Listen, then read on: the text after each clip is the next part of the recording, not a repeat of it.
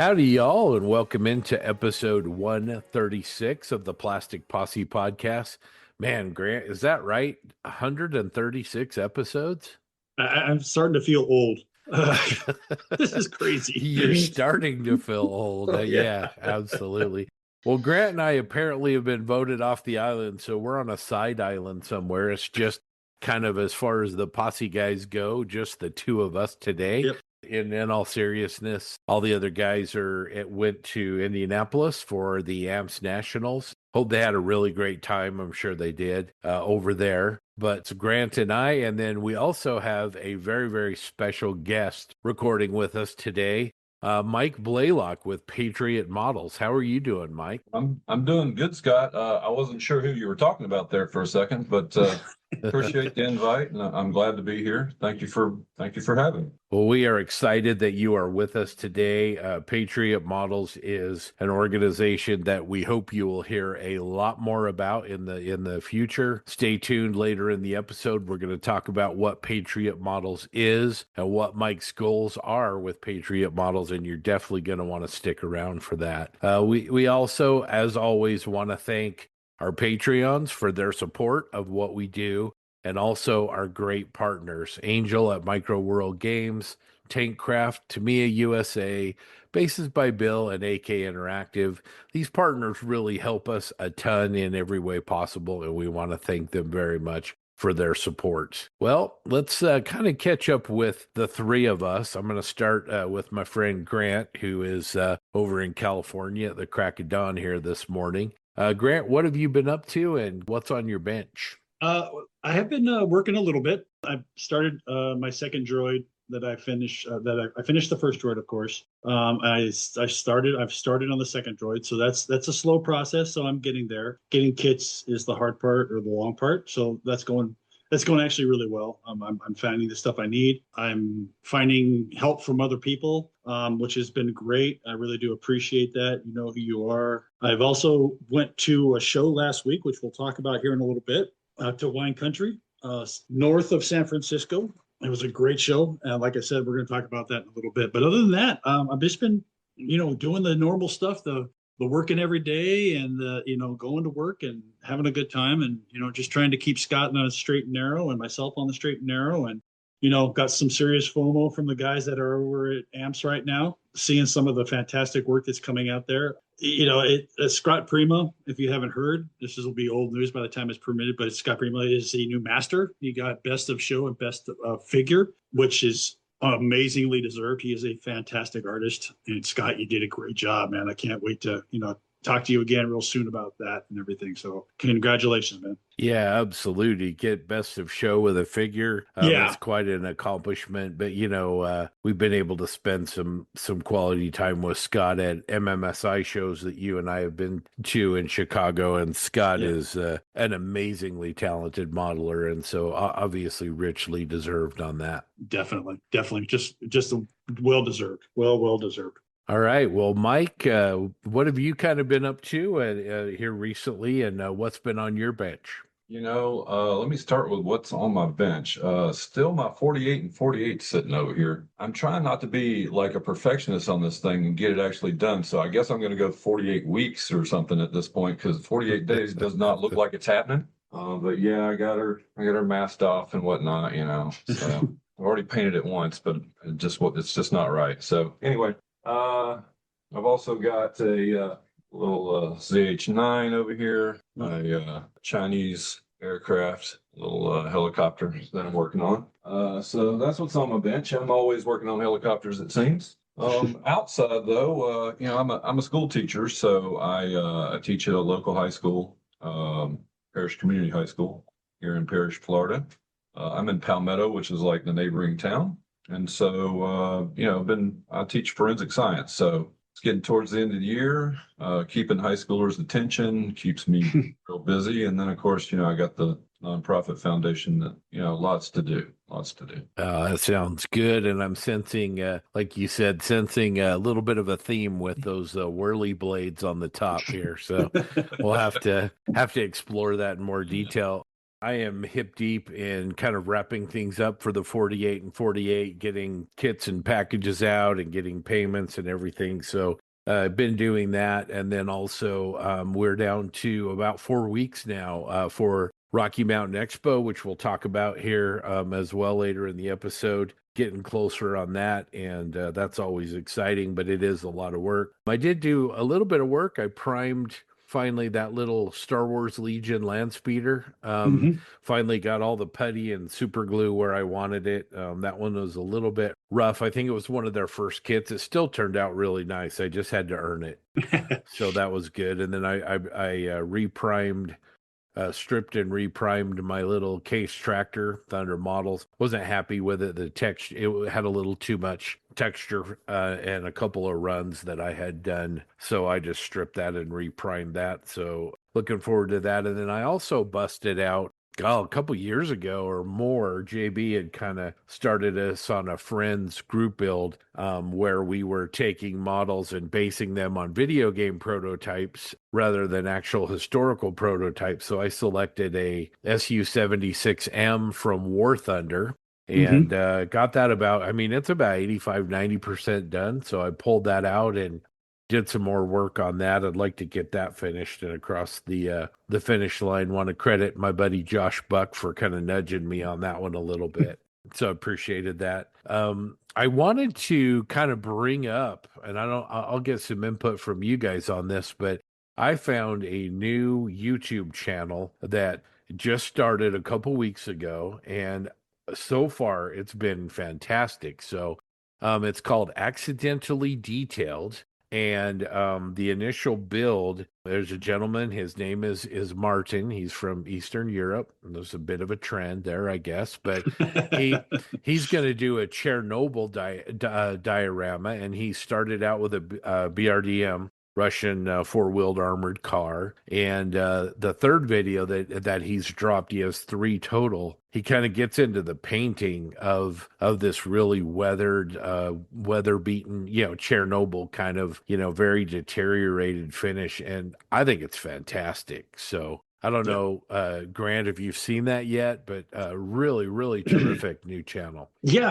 I haven't seen the channel yet. As a matter of fact, we were just talking about it before we started, and I just went in and subscribed to it. But I've seen pictures of his work online, mostly on Instagram. I don't know, but it's really good. I really like the information he's giving, and it kind of drove me into a deep think about the vehicles that they used around Chernobyl, and I guess they put lead plates or lead blankets all over the front of those vehicles to help protect the crews what they could during the time. And there's some modelers out there that are doing stuff like that. And that's really it's an interesting subject. I mean, it's a great subject. BRDMs are cool to me. I mean, I don't know why, but they are cool to me. They are just a little BRDM2 with a, 14.5 millimeter cannon on top. But it's a great build. I like the diorama idea that he's working on, what I've seen of it, and it's just going to be interesting. I can't wait to ingest these videos, so it's going to be really good. So anything like this is great. I'd love to watch people learn paint differently and stuff like that. It's just weird that it's Martin from Eastern Europe again. So Yeah. but it's not our favorite He doesn't get uncle status uncle. yet. You got to earn that. Yeah. Yeah, he's not an Yeah. uncle yet. He's not an Yeah. uncle yet. But he's doing great work. It's beautiful, and it just shows you that the quality of work that's being produced all over this world that we don't see a lot of times unless you do that deep dive. And it's a wonderful, wonderful book, wonderful information. Yeah, absolutely. Well, Yeah. if you haven't checked it out, that's Accidentally Detailed on YouTube. Give it a check out, and maybe give him a like and a subscribe. Let's try and support what he's doing. But I think you'll like the detail work that he's putting into the vehicle, and then the finish video is really, really quite good. So. Yeah. All Definitely. right. Well, we are going to push Mike into the pool at this point, and we're going to make him actually even go first here. So this is the segment where we take models from the Plastic Posse group that catch our eye. And so, Mr. Blalock, anything on the Plastic Posse that caught your eye this time around? Yeah, actually, I saw Cyberwill 75 has got a MI-24 Hind helicopter from Soviet bloc. Beautiful thing, double bubble cockpit. Just a beautiful machine to begin with. Not even to mention what he's done with it, but he's put an amoeba camouflage on it. I served in the military against this helicopter with anti-aircraft missiles, so I'm very familiar with what these things look like up close. And this thing is spectacular, man. So you got to check it out. The camo pattern is just. I'd love to know how he did it. I'm gonna have to message him. That's a sharp build. And surprise, surprise, Mike picked a helicopter, Grant. No, not me. Yeah. All right, Mr. Mayberry, what did you pick for the model that you like? The first one I picked, I did two. So me and Scott picked two. So we're kind of filling in for the guys that are not here. So my first one I did was Gav Cross's Flak Panther, Kubowitz. It's a what if, or 1946 or whatever you want to call it, Bill. But it's a great kit. It's not. He's done some really good detail work on it, and all around the seams he's added, some of the weldings he's added to the gun. He's definitely done a lot of work on it. Really nice build.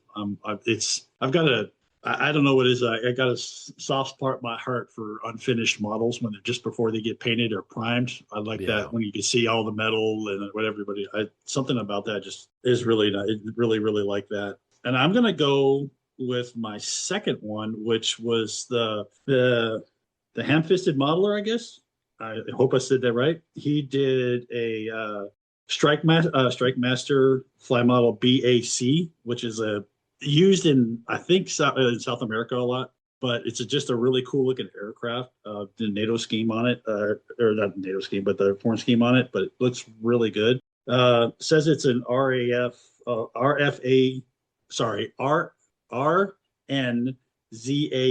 So not sure what that is, but it's been really good. New Zealand, yeah. Royal New Zealand. Yeah. So of course it's hobbits. So that's why it's Lord of the Ground. Got it. That's right. So it's a really kind of cool aircraft. I mean, the detail work on it is really amazing. The colors are just really nice. He did really nice weathering on the colors. Cockpit, the cockpit is pushed back like there's a pilot, someone's gotten out of it, and you can see detail into the cockpit itself. It's got the breakaway inside the canopy itself that's really done well. So it's just a really, really, really nice aircraft. Did a really good job. Yeah, I noticed how striking that build was as well. Yeah. Not normally a subject that I'm as much interested in, but really, really beautiful, striking subject. And then, like you said, going back to Gav's What If Kugelbitz Panther, he's got 3D printed tracks and brass. He did a lot of work, like you said, lovingly applied welds and texture on the whole. So, yeah, really, really sharp work on the posse. Really great. So great job on that, Gav, as well. As Grant said, I've done a couple myself, picked a couple. First one that I want to talk about is Chris Lovewell's 1144 scale C-130J. Chris jumped on the 48 and 48 and participated with us on that and was working on that kit. It's a really, really cool little subject and did a great job. Really like the markings that he used on that one. So really great job. Appreciated that he got that across the finish line. Great job on that and enjoyed watching him build that on our 48 and 48 weekend. And then my other one is a figure, which I don't normally do, as you know, but man, Martin Vischer has done a 1/10 scale French Grenadier. I believe the sculpt is by Young Miniatures. Man, really, really nicely done. This Grenadier has got the great big, I don't know they call them, but that big hat headpiece. It's got fur on it, and it's got kind of that ornate brass piece on the front. He's got a musket. And my favorite part of the piece is he has this really elaborate smoking pipe, and it really kind of brings some character. The face is beautifully painted. The uniform, the center white section of his uniform is a little bit dirty. Just a really, really beautiful bust that he's painted here. Definitely. That's his work is really, really good. I'm really liking it. And the C-130 also, for that scale and that the way he's done that aircraft is immaculate. Everything turned out really well. really nice choices. Awesome. Well, we want to thank our listeners for posting in the Plastic Posse group. Keep posting away. Love to see your work. If it catches our eyes, we'll definitely talk about it in future episodes. But really, just love the group. We're closing in on 9,000 members of the group. So it's a really vibrant community. We keep it positive. We keep a pretty close eye out for people that are going to potentially waste time and try to keep that under wraps. We just want to have a great community where people can have a good time and just focus on models and leave the other stuff kind of at the door for a minute. So anyway, that's really, really great. All right. Well, awesome. Well, normally we do some discussion points here, but we're going to do a little bit differently today. Both Grant and myself attended shows last week. Obviously, most of the rest of the guys are at a show this weekend, so we're gonna do some show wrap ups here, and I'm gonna start Grant with you. Tell us a little bit about the show that you went to. I think you did a demo or a seminar there as well. So yeah, let's get a wrap up on that. Yeah, so I was lucky enough to attend the Wine Country Expo last week up in Northern California. It was a decent sized show. It was a good show. A lot of great modelers. It following in the footsteps of Rocky Mountain Expo, where you put all your stuff together. So you display as an individual. You don't display in categories, which is a really good idea. I really like it because you get to see so much more of the modeler than trying to walk around and find somebody's stuff in different categories. There was many of the modelers there had 3 or 4 or 5 different categories that they were building in. So you had everything from a gentleman had a armor piece with figures and a car and some sci-fi and a boat, stuff like that. And it's really interesting and really informative, in my opinion, to see how that to see the image that the modeler is trying to present and how they produce their products in a way that's very descriptive and very telling. And it also gives you an idea of their progress, because you're going to see an individual's progress when you put it together like that, no matter how much you do not, but you're going to see the progress of how they've built, where they've come from, what they've tried out new, what they're trying new, what their concepts are, and it's really nice to sit. It's another thing really nice about the idea of putting your stuff out there like that. And that we've learned from Rocky Mountain is when you talk to the individual, you get so much more modeling information from that individual when all their stuff is together instead of just one project you're looking at. So you get a great view of what they're doing and how they're doing it, and then you get when you talk to the modeler themselves. I find that they're more talkative when you're doing that, because you can see and you can jump around subjects a little bit more and see how they did, and you ask more questions because you get to see more of what they're doing and more of their style, if that makes sense. Yeah. So I really, really enjoy that kind of display of your kits. I was there. I did do a demo, turned in more of a conversation. We were talking about figure painting and different levels and different ideas and concepts of figure painting, and what is what is the best thing, what kind of products I use, what kind of people or products, not products, but what kind of atmosphere I use when I paint and stuff like that. It was very informative for both me and them. I hope I learned a lot. To tell you the truth, there was a lot of great questions, and I learned a lot from other people when I was sitting there. I like to kind of, with my demos, I'd like to make it bring everybody in close. I don't like to have them sitting at desks far away. So I bring my stuff I'm going to demo, and I bring the table in, and I just put chairs around the table. And this was a little crowded because there's like a few more people than I expected, which is always great. But it was really informative for all of us. I hope that people saw it that way. Like I said, I talked about figure painting and flesh tones and leather actually a lot. So that went well. Martin Drayton was there. He did a demo, or he did a talk on one of his dioramas that he brought with him. It was basically a concept from a beginning to the end of a concept talk that he did. Martin's a great guy. He's very, very easy to understand and very fun to follow. He is also very super open to questions and ideas that people ask, which is very nice to see that from others. Overall, the show went really well. I did not get a count of the models, but the area was pretty much full. They had a fantastic raffle. Actually, they had three different kinds of raffles. They had a silent raffle, they had a regular raffle, and they did some high end at the very end, which was very good, which did really well for them. From what I saw, it looked like it went really, really well for them. Judging was interesting. They changed up a little bit on us. It was gold, silver, bronze, like Rocky Mountain Expo.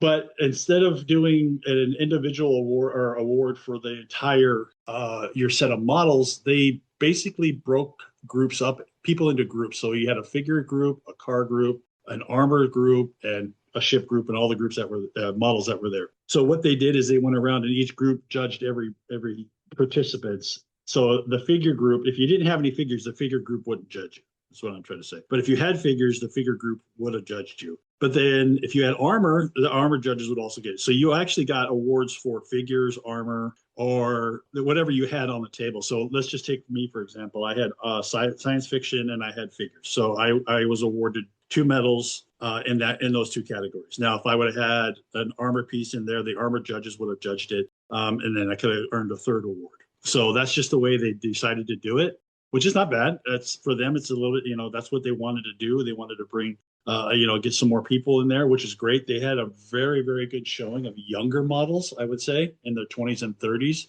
which was really kind of nice up there to see anywhere. There was a big group of those guys. There was Gundam on the tables. They made sure the judges were familiar with the categories they were judging in. They emphasized the judging platform. James out there did a great job of just basically setting up the whole thing and running the whole thing. This is the first time they've done an open judging like this, and gold, silver, bronze, I believe, and it went really well, from my opinion.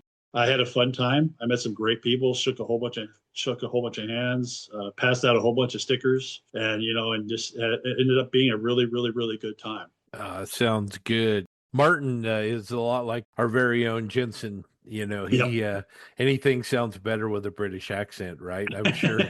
Now he gives a mean seminar. I bet that was really good. But I really want to go back and pull at the thread of something that you said. It's really interesting to me, not just in the modeling context, but maybe in general. But you're the one that's presenting or teaching. You sometimes walk away with learning more than actually the people that you're presenting to or trying to teach. Yeah, there's different styles of giving demos and presentations. There's a very rigid, follow what I'm doing, do this, do that kind of thing. And I don't like to do that. I like to open up to questions right away, asking questions. And then I'm not afraid to chase down an idea.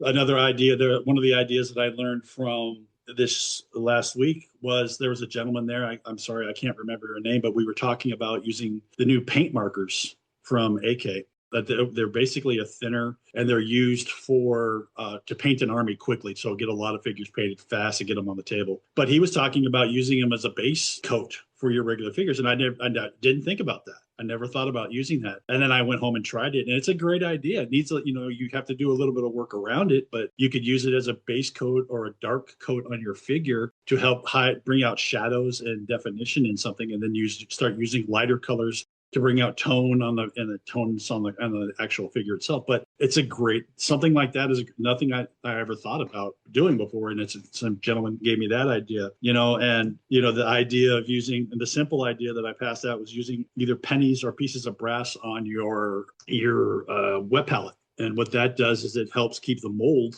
If you don't clean your palette right away, it'll help fight the mold on your palette, so you won't have as much mold, you won't have that smell. So little things like that are great. There was also ideas of using Sharpies. One of the gentlemen also talked about using a Sharpie, fine tip Sharpie, to do detail work on some of his work, some of his cars, because they're a little bit bigger, and so you can use that Sharpie and you can just use a cleaner to clean it right off. So if it goes over a line or something like that. So that's, there's another great idea right there that, we all shared and stuff like that. So I like to use that open environment like that, so I can learn just as much as they do. I hope that I can teach them just as much as they teach me. Mike, what's your kind of perspective on that? Are you a seminar attendee when you go to shows? How do you feel about things like that? I've really I'm kind of a noob. I mean, we haven't really talked about my path on it, and I'm sure we will in a little bit. But I'm kind of a noob. I've only been to a couple of shows, and they're smaller shows. I went to a regional show in Tampa.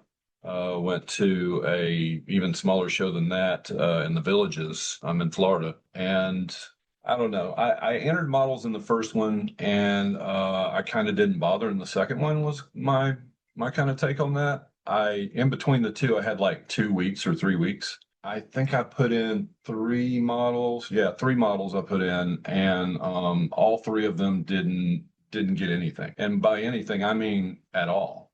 No input, no nothing. And so I was left with really like, I mean, look, I know I'm no new. Okay. Yeah, I know that. I know that these models weren't going to win, best in show or definitely not. I wasn't thinking anything would get a gold, but did I think maybe I could scratch a bronze? Maybe I thought maybe I could, but looking back on it now, that might have been a little naive of me. But at the same time, to not give anybody any sort of input on where they can get to what I mean, nobody puts these. Yeah. Why would I put it in there if I wasn't trying to get a medal, right? I've got stuff on the table, I had 8 models on the table for display, right? So those weren't I wasn't trying to win medals with those, right? Those were for display for people to check out, right? Here you go. This is what I'm doing. I'm pretty crappy, but check it out. This is what I like anyway. But I put the 3 in because they were the best 3 that I'd done so far. And I didn't think they were great, but I was like, well, let's see what happens. Who knows? Maybe somebody has a bad day in my category. I don't know. And to not get any info at all was just like, that's stupid. I mean, I listen to IPMS if you're listening. Okay. I know that I'm a nobody and I don't matter when it comes to modeling. I'm again a noob. Okay. But you know how many noobs there are out there, buddies? You know how many of us there are out there that if you treat the wrong way the first time you experience it, they'll just dissolve and disappear again. Yeah. If you want to not think that your hobby's dying, then why don't you try to be helpful to people? Just be helpful and kind, right? You can still win and lose and be helpful and kind. Yeah, absolutely. And I even like to put it a little bit different way. More than even just being kind. I think that when people go to model shows and they invest the time, they invest the money to share their work with other people. I mean, that is the product of a model show. If people don't bring their models, then you don't have a show. And I think one of the advantages of, again, there's room for all different kinds of shows, not saying that there's only one way, but one of the advantages of an open show like Rocky, like the Wine Country Expo is number one, you eliminate that modeler versus modeler competition because Mike, as you were saying, you're kind of a noob, right? You haven't been doing this for a long time. Well, the truth is we're all at different places in our journeys. Some of us have, are grizzled veterans and, we have lots and lots of trophies in our case and some of us are just starting out. And so you kind of eliminate that, but also I think the open system as a proponent for that, and that's what we use at the Rocky Mountain Expo. One of the big advantages of that is it invites discussions, it invites conversations, it invites collaboration. One thing that we do at Rocky is we ask our judges to walk around and look at displays, and if they see somebody that they judged one of their models, we ask them to stop and talk to them about it and say, hey, Mike, I noticed you had 17 helicopters there on the table, and I really liked this, and I really liked this, and and Take that out of my back, jeez. have a good conversation about it, and kind of experimented a little bit in our very first show with some written feedback, but that tends to kind of, get sort of, it boils down to sort of one sentence feedback and isn't really as valuable, I don't feel, as an actual conversation between people. And so I definitely understand where you're coming from there. Can I just say one last thing about that Tampa show and the other one that I went to? They're both Yeah, you IPMS bet. shows, and I just want to say, other than that, I had a great time. It was a good setup. There was lots of stuff. I was a vendor. All right, there were lots of vendors. It was very lively. It was a good turnout. I really think the only thing they really ought to work on is their feedback, right? They're because I had other modelers look at my stuff and talk to me and give me tips. And I talked to other modelers that were at their own stuff about how they did things, and all of them were very helpful to me. I did not have any barriers to help, but I don't look like a noob probably. So I don't know that if I wasn't my age, if I'd been treated the same. But I mean, my experience was very good, other than just my form that I got because I was a vendor. I didn't get to be a part of all of that. I was vending. I'm out there talking about Patriot Models. I just showed up at the end to pick up my model, and all I have is my little slip. And I'm thinking, oh, okay, well, let's see what they said. And I didn't have anything. I was just a little bummed out by that. Other than that, it was very nice. So I don't want anybody to think that I didn't enjoy myself. I did. I'm going back, right? Yeah. I just think they ought to tweak that. That's all. But I agree with you. I think feedback is a really helpful. I think it provides value at the end Yeah. of the day. Yeah. Yeah, definitely. I mean, I think and they did announce that if you had any questions from the judges at WineFest, that you could find any of the judges. They would talk to the table, and James would get the judge for you, and you can ask questions. And so that was nice. But since we're kind of on this subject, let's talk to you, Scott, about Rocky Mountain Expo. So I'm going to kind of twist it around. Instead of you talk about it, I'm going to kind of interview you on the process of why you did this and stuff like that. So I can't imagine anybody out there doesn't know what Rocky Mountain Expo is, but could you, maybe that new person that's listening for the first time today, could you give them a real quick breakdown of what the Rocky Mountain Expo is and what they want to achieve as an organization and as a show for the model community? Thanks, Grant. Absolutely. Well, I mean, first of all, Rocky Mountain Expo for 2026 will be held May 22nd and 23rd here in the Salt Lake City area. If you have any questions, you can go to RockyMountainExpo.com or visit the Rocky Mountain Expo official Facebook page and get some information on that show. 2026 marks our third installment of the show, and a number of improvements, logistically that we have a brand new state-of-the-art venue that is wonderfully lit.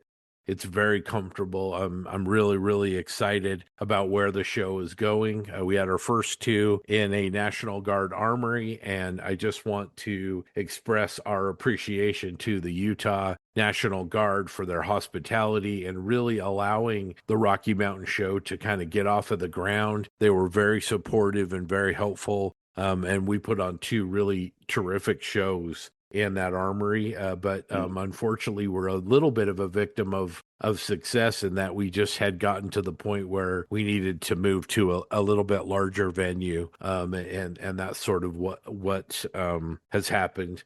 To get to your question, though, Grant, the Rocky Mountain Expo is an independent, non-affiliated show. We have a small, really dedicated group of people. Sean Earl, Sean Schuler, Barry Biediger, Joan Biediger, Brandon Mickelson, and Josh Buck, and myself. We have a small group of people that are really dedicated to putting on a show that is really all centered around the attendees of the show. And while it's a traditional plastic model show, we have, I guess, borrowed from and identified things that we like from other events that we've been to. MMSI, the Model Mania show in Seattle. I'm going to call those two out in particular, and we'll kind of get back to that in a second. But also Scale Model Challenge in Europe and other events. We've tried to really benchmark these events where we've gone and really had the way that they put their shows on really impact us in a positive way. And so we've tried to incorporate things and learn things into an event where we feel like here in the Western US that we can put on an event that is different from other shows in our area, but really helps provide modelers and artists with a forum for their work in a little bit different venue. We support other groups and other organizations. We have an IPMS show here every other year in Salt Lake, and we support them and sponsor awards with them. And there's a show in Boise and some other CommiesFest, which we'll talk about later in the episode, over in Denver. So don't want people to get the wrong idea. We definitely support all different formats and venues, but when it comes to our show, we wanted to put something together that was different and give people a little bit different experience. I feel like that kind of starts and ends with the user experience of how models are presented, how models are judged, and also have the focus be, rather than being categories and breaking down models, sort of, this is 1/72nd scale aircraft and, German World War II. Rather, instead of focus on the models, which we feel we've talked about on this podcast, I think models are the currency of these shows. But what the shows are really about are the modelers. Yeah. And so one thing we've learned from our good friend Jim Bates and his amazing crew up at the Model Mania show in Seattle is they don't have a competition at all, but they group all the modelers together. The modelers work together on the table under the name of that modeler. And so you have Joshua Scott, and all of his models are going to be together in one area with his name clearly identified. And that's something that we do. We call it the Rocky Mountain Expo because we try to approach it like an artistic exposition. Like if you were to go to an art gallery and look at paintings or something like that. And so we want the modeler clearly identified and their work all together. And what that does is it gives you, Grant, you alluded to this a little bit earlier, but it gives a little bit different perspective. So rather than just having a BF-109 on the table in a sea of aircraft, you've actually got, if a modeler brings a ship and a tank and a plane and a bust, it allows people to kind of maybe focus on some of the elements of who Grant Mayberry is as the modeler, more so than just the individual subject. Mm-hmm. And so they might see, Grant, your work on some busts. They might see some paint work. Maybe some of those techniques have some consistency with your Star Wars pods or with a piece of armor. And I think that's really, really cool.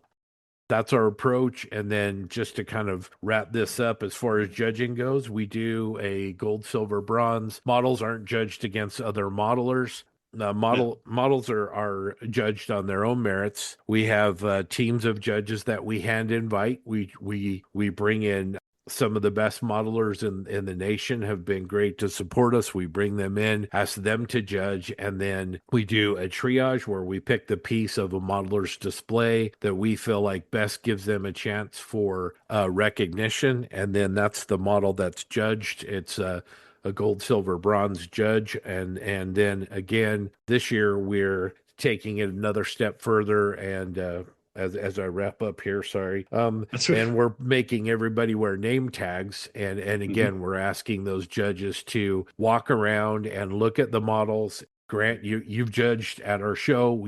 Again, we've asked our judges to go find that modeler and talk about what you liked about that B-17 that he brought, and specifically have that conversation. And our feedback that we've gotten from our initial two shows is that's one of people's very favorite parts of the Rocky Mountain Expo. Yeah, it's definitely one of my favorite parts of the expo. I want to go back to something you said real quick. You said that you pick when you triage, and I'm this is a loaded question for you. You pick the best figure or best model for you to judge. Why don't you let the modeler pick their own best piece? That's a really interesting question, and something that we've had hours and hours and hours of discussions about. And I think kind of where we've landed, we've heavily leveraged Barry and Joan Biediger in particular.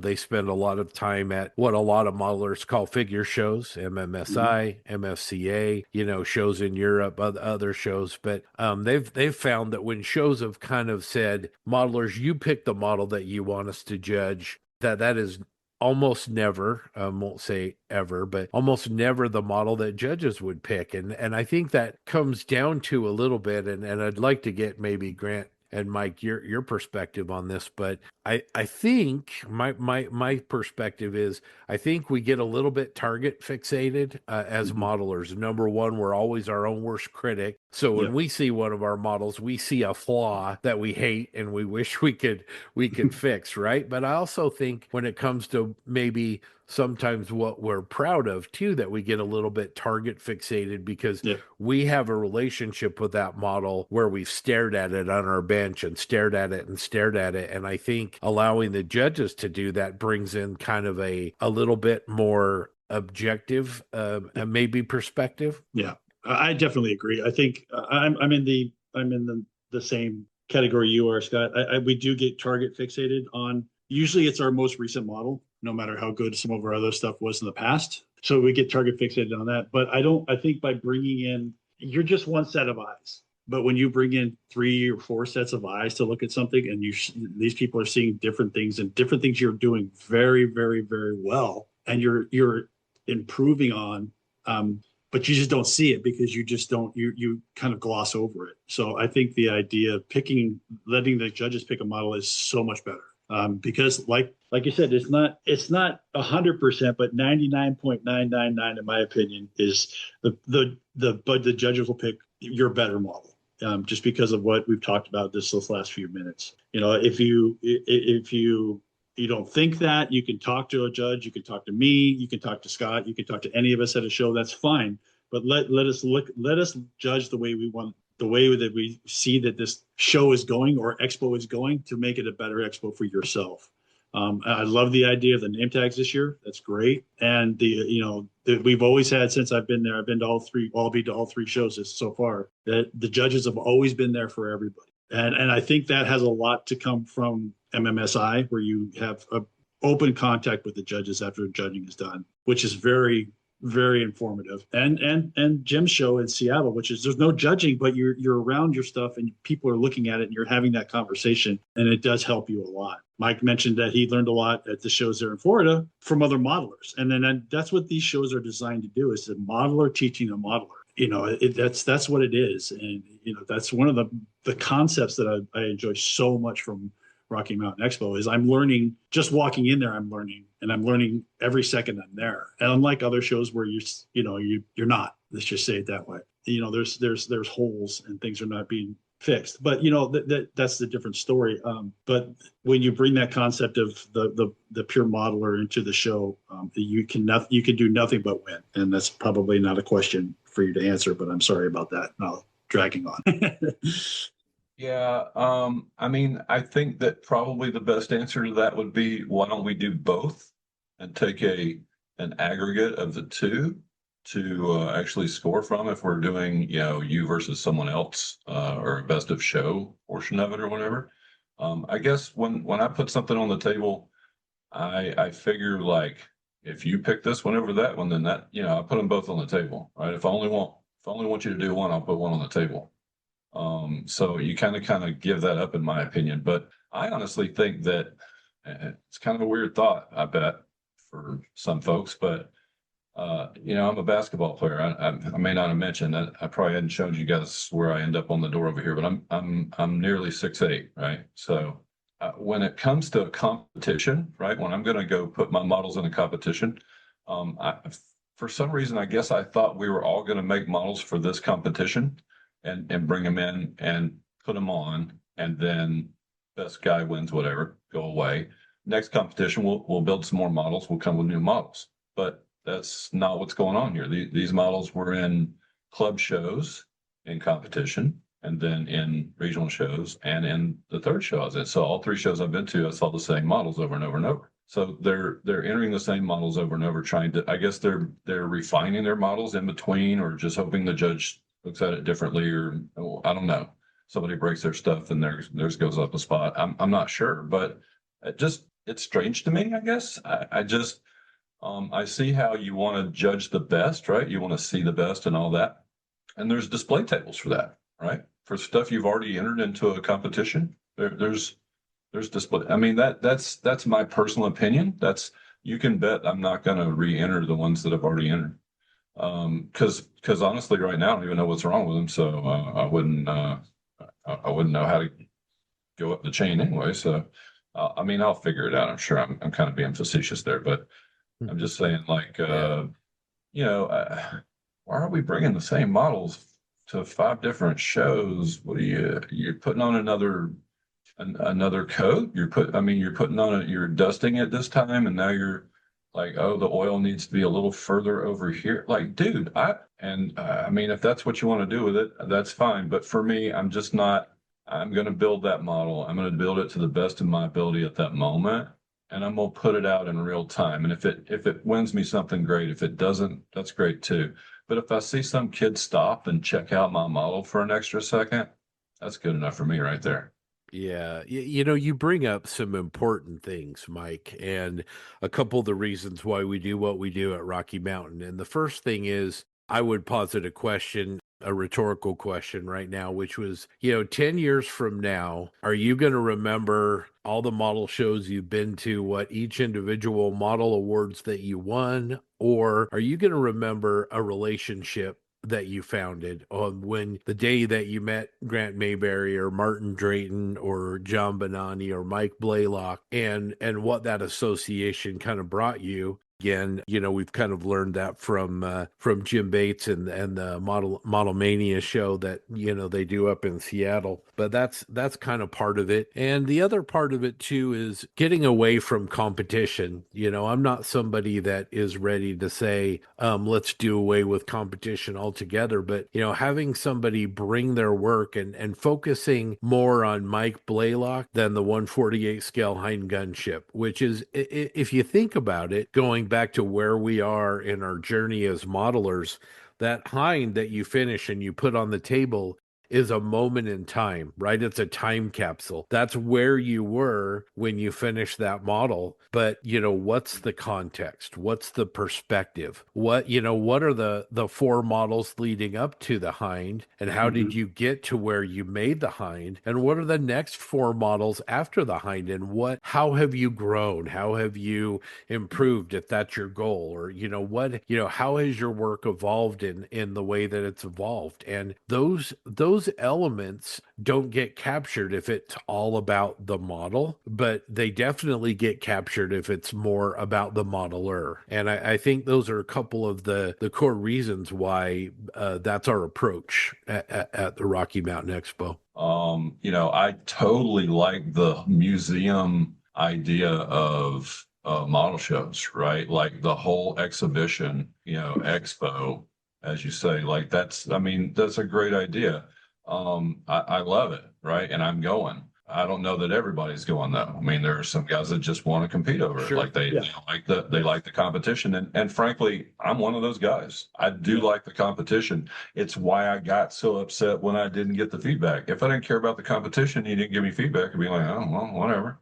But I do. I like to compete. I'm honestly, I feel like I'm in the middle of the ocean with it sometimes. Like, I look at these videos, I see these things, I listen to you guys on the podcast, right? And I'm like, I've got so far to go. I literally less than a year ago, I was trying to figure out how to take Hobby Lobby craft paint, thin it down, and actually make it look good. And that's not a joke. I Yeah, I've wish I been was there. joking. I'm not. Right? And Yeah. and that Iroquois I showed you earlier, Yeah. that is craft painting, Yeah. believe it or not. And it came out pretty good. I mean, it took me a while. I worked really hard, but I could have got some to me in 20 minutes too. So, live and learn, man. I spent $14 trying to get that right. I could have spent seven on some Tamiya. Yeah. It's fun. But I didn't know that. But I'm just saying, like, I get what you're saying. Like, yes, I am definitely a relationship first guy. One hundo. Mhm. You couldn't have hit the nail better on the head for me. But I'm also I mean, I like to throw it down. I mean, I want to see what I've got versus what other people have got. And it's not a mean thing. It's not like I want to put somebody in the mud when I do it. But if you get put in the mud when it happens, then I'll help dust you back off when we're done, I guess. You know, Yeah. I like going to the mat. I enjoy let's see who's got it. Like I just do. And there's a lot of guys like that. And based on all the military themed models that I see, I'm gonna guess that there's a lot of people that think the way that I do that are modeling. Yeah, absolutely. And that kind of comes into where, like I said, I'm not a person who said let's do away with competition. And Right. I do think if you earn a gold, silver, or bronze at our show, based on the quality of our judges and who we have looking at your models, I think that is, scratches part of that itch. And then we also have 21 special awards. We've been evolving since we started our show to kind of go away from your traditional sort of best ofs and make them very personal.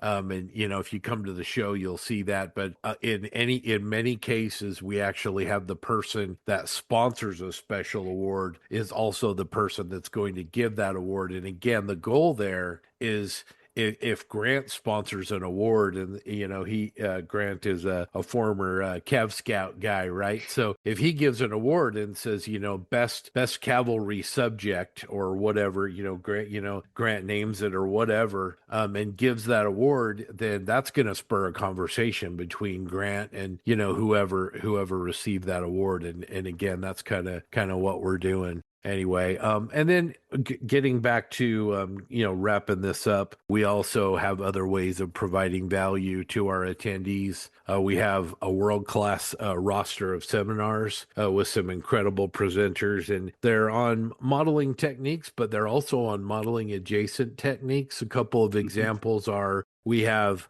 Joe Porcher from Las Vegas, who is a massive fan and also one of the owners of the Tom Daniel site on Facebook, and he's going to be there talking all about Tom Daniel. And then they're also going to have 24 feet by 30 inches deep, almost 200 Tom Daniels builds to go with that. And Yeah. so if you're a custom hot rod fan, we've got that. We've got Jeremy Moore coming from New York to do a seminar on taking high quality photographs of your models and getting into that. We have Jim Bates that's going to do a seminar on researching the technical and historical aspects of a build. So not getting into the model build at all, but sort of, really diving into the weeds on what motivates, primarily military modelers, but you could do the same thing with cars or science fiction or whatever. So I think there's a lot of value at our show. And then, I'll just kind of wrap this up, Grant, and just say,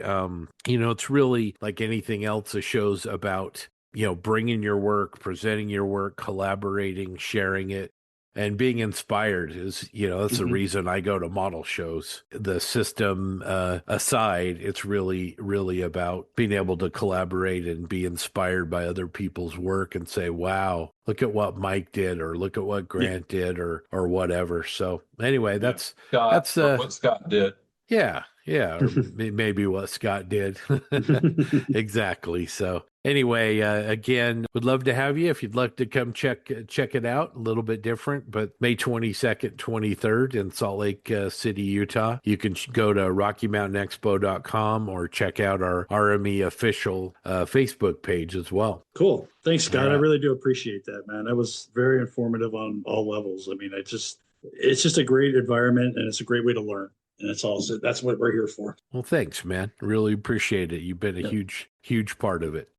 All right. Well, we also have another show we want to talk about. It's a show that we've been going to for years, and we really enjoy it over in the Denver area. They have the IPMS Commies, and we've got some audio that we'll play after this segment that you can hear where they kind of talk about the meaning of commies and why they call their clubs that. But it's a great IPMS show. It's held at the Jefferson County Fairgrounds out in Golden, Colorado. JB and I and a bunch of friends went. It was a really great time. The Denver area has so many terrific modelers, Steve Baker and Brian Kreiner and Brian Krieger and John Everett. And I could go on and on and on at that community over there. It's really great. But Brad and Sue Ann and their team really put on a fantastic show. They had a food truck. They had, I believe, almost 500 models on the table. Wow. Really, really a good show, and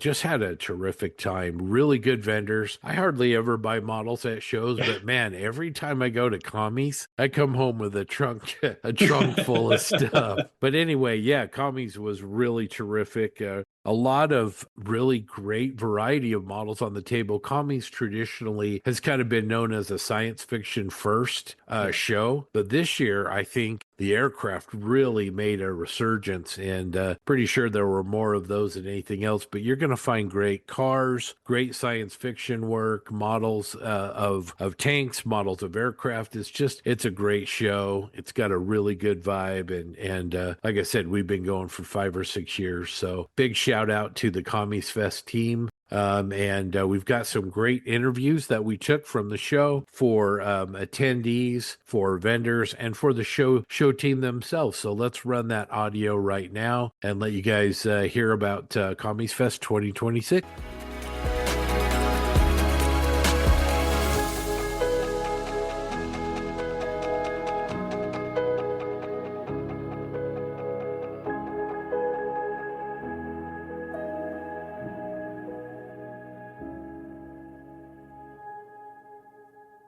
Hey everybody, this is Scott, and we are at the 2026 CommiesFest show in Golden, Colorado. I'm here with Brad Guy with CommiesFest. How you doing, Brad? I'm doing fine, Scott. How you doing? Pretty good. If you look out here, it looks like you've got another great show with a lot of attendance. Thank you.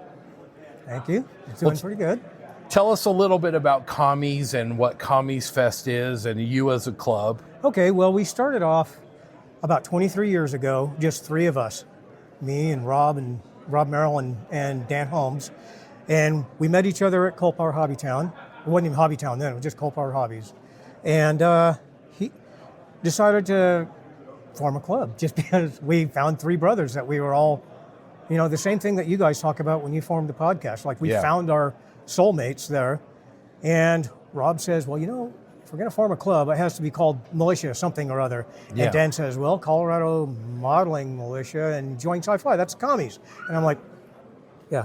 Okay, so that's not going to last very long. And here it is 23 years later. We're still called the Commies. Yeah. The Colorado Modeling Militia and Joint Sci-Fi. We decided to start putting on a model show in town in 2010 because there weren't any model shows in town at the time. The other clubs just... There's one up north in Longmont, or in Loveland, I mean, but there wasn't anything here in town, and there hadn't been for a while. Yeah. So we just jumped in like idiots with both feet and made it up as we went along, and we made like $50 on the show, which is much better than losing $1,000 on the show. We were ecstatic. We were so happy. Let's do this again next year, and we've been doing it every year since then. You said 23 years? 23 years. Wow. So, we've been running the show since 2010, so that's 15 years because we didn't do 20 and 21. Okay. Good old COVID, right? That's exactly what it was, yeah. And then this place closed down. The Jefferson County Fairgrounds closed down at that time. And then, anyway, they went under new management a couple years ago, and we came back, and we're very happy to be back here. This is kind of like our home. Okay. All right, awesome. Well, what can people expect when they come to a CommiesFest show? Well, we don't take ourselves very seriously, as you could probably tell with a name like Commies. Yeah. So the themes that we try to come up with tend to be silly themes, like this year's theme is sparkles. I don't know anybody else who's done that before. Yeah. We did 50 Shades of Green in the past. We've done Let It Snow in the past. Just all kinds of, something that is not like, oh, what's the best, M4A3 this year. So we try and do a lot of different things. We were afraid that people were going to bring a lot of science fiction and nothing else, but as you can see, that hasn't happened. We wanted to make sure that everybody knew that we were a full-on, IPMS standard local show, and you can bring any type of model you want. And it works. We got a lot of aircraft, a lot of armor, a lot of sci-fi too. Yeah. It just seems to be a growing genre, and it fits in with our, who we are. Yeah, absolutely. Well, we've been, the posse I know has been a part of this for 5 or 6 years now. We love coming over here to this. It's a great event, and we always have a really, really good time. So congratulations on another great event. Well, thank you very much. I'm always glad to have you. You're welcome here anytime. Thanks, Brad. Thank you.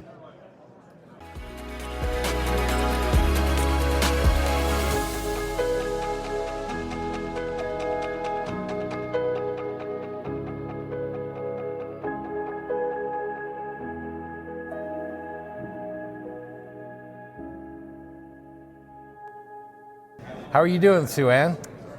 The freaking out is slowly mellowing out as the judging is getting closer, yeah.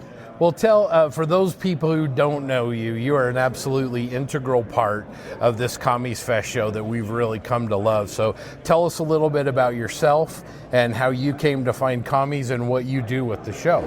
Well, my husband has modeled since he was this tall, right? I started modeling in my 50s because something showed up on Starship Modeler. Actually, they did a contest, and I went, I could do something about that. And so I made, it was called Legs. I made a bunch of little SDs going, walking across this crosswalk to go to school. Little baby SDs. And got a humor award, and I was kind of hooked after that. Awesome. Well, you're being very, very humble, but we know enough we've been to enough of these to know that CommiesFest doesn't happen without Sue Ann.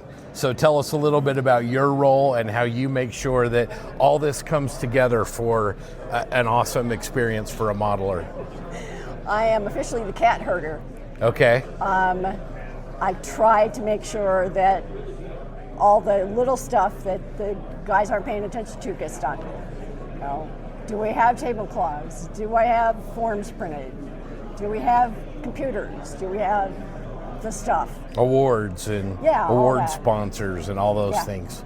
So how many years have you been a part of the show? Since the very first one. Okay.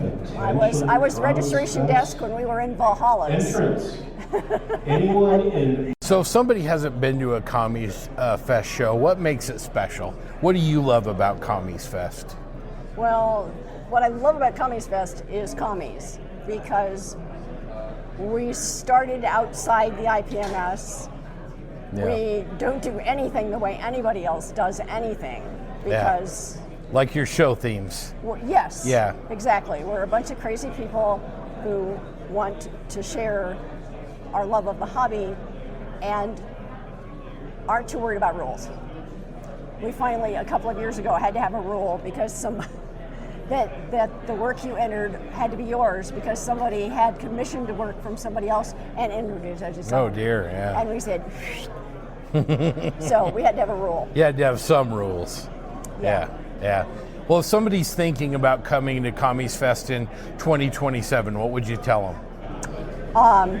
Bring something, because it helps to have some skin in the game. We sold out our vendors this year. There's lots of shopping to do. We have a food truck out, so you can buy lunch, you don't have to leave the site. There's room to sit and jabber with people you don't see but once or twice a year. Come play. Awesome. Well, we sure love the show, and we've been, I think 5-6 years now that we've been coming and been involved. So anyway, well, great job. Another awesome event. See how it goes.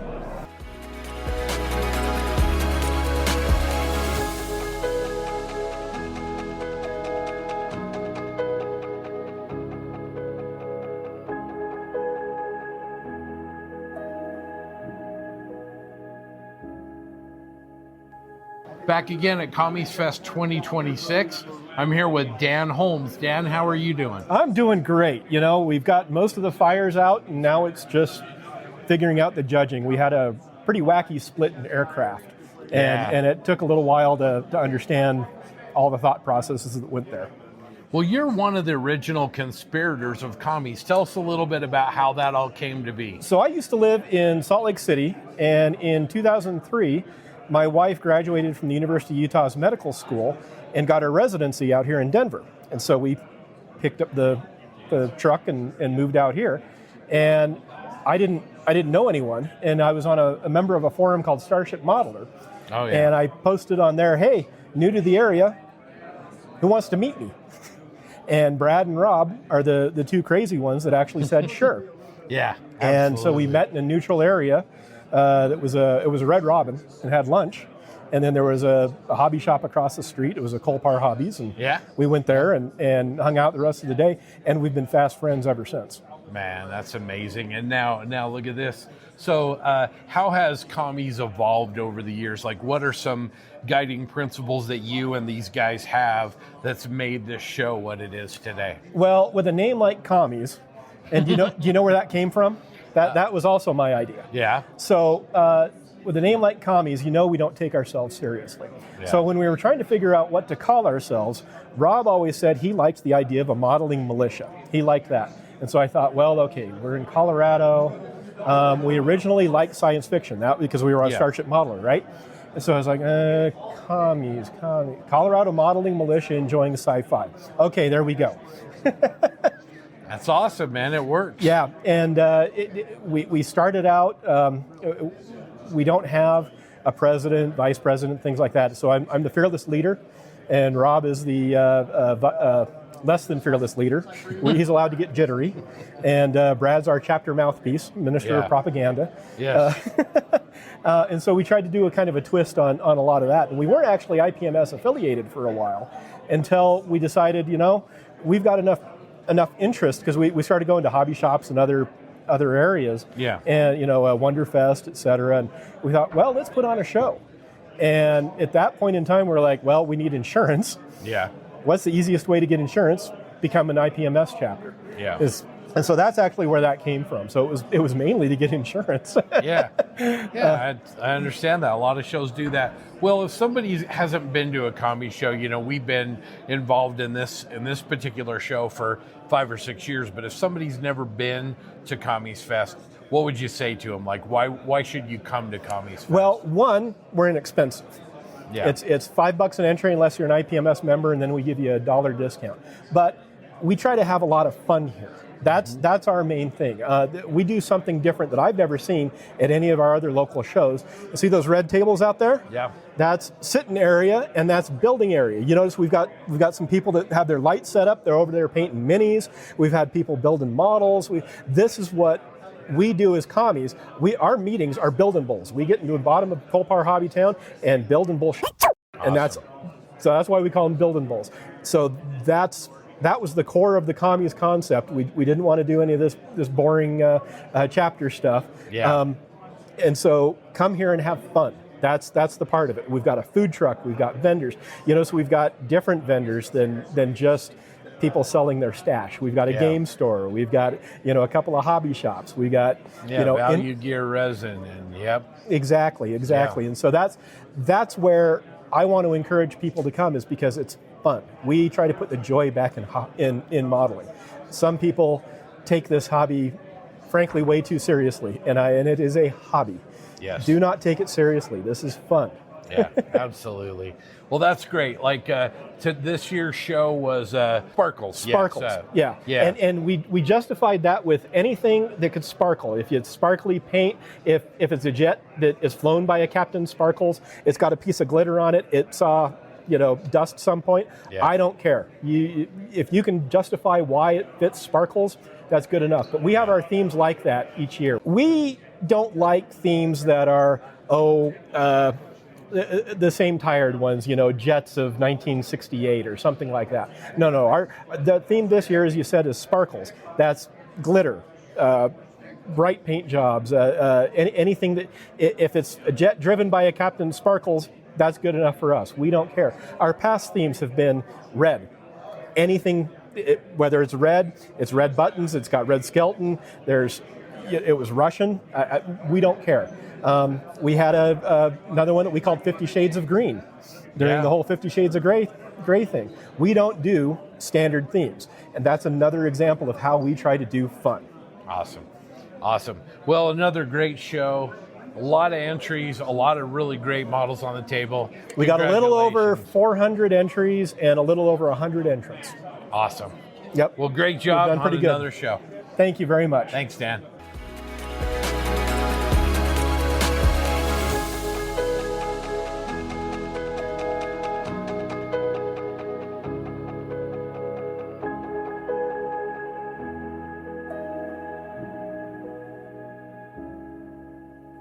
We're back at CommiesFest. I'm here with Adam Jackson, our great friend from the local Denver area.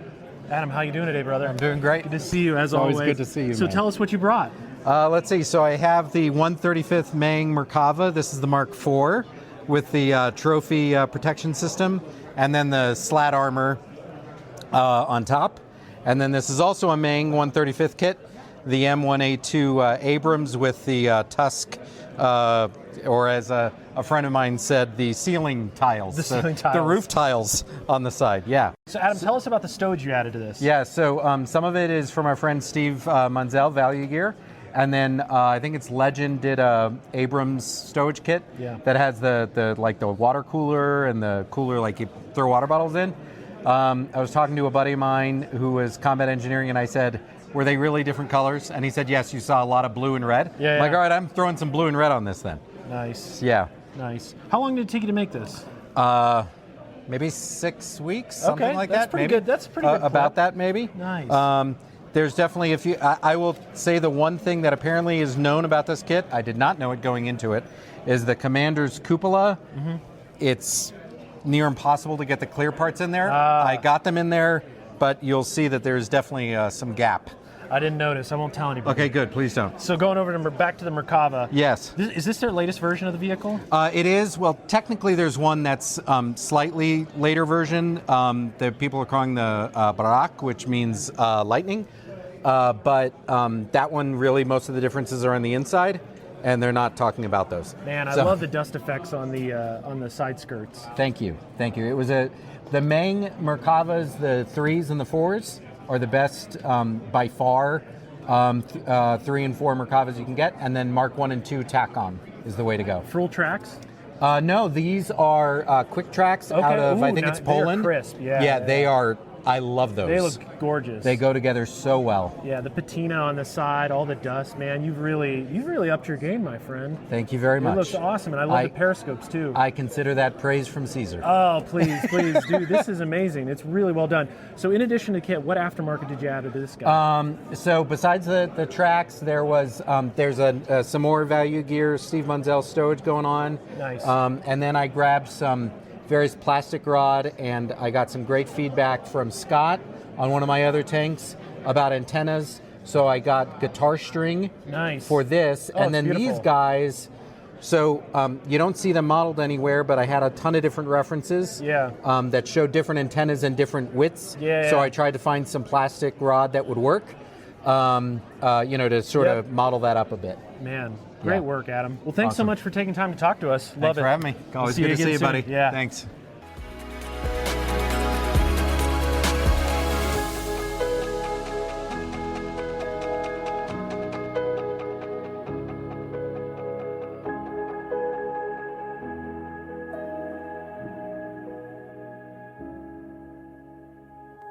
All right, so here we are with the man who built Value Gear, the best stowage you'll ever find.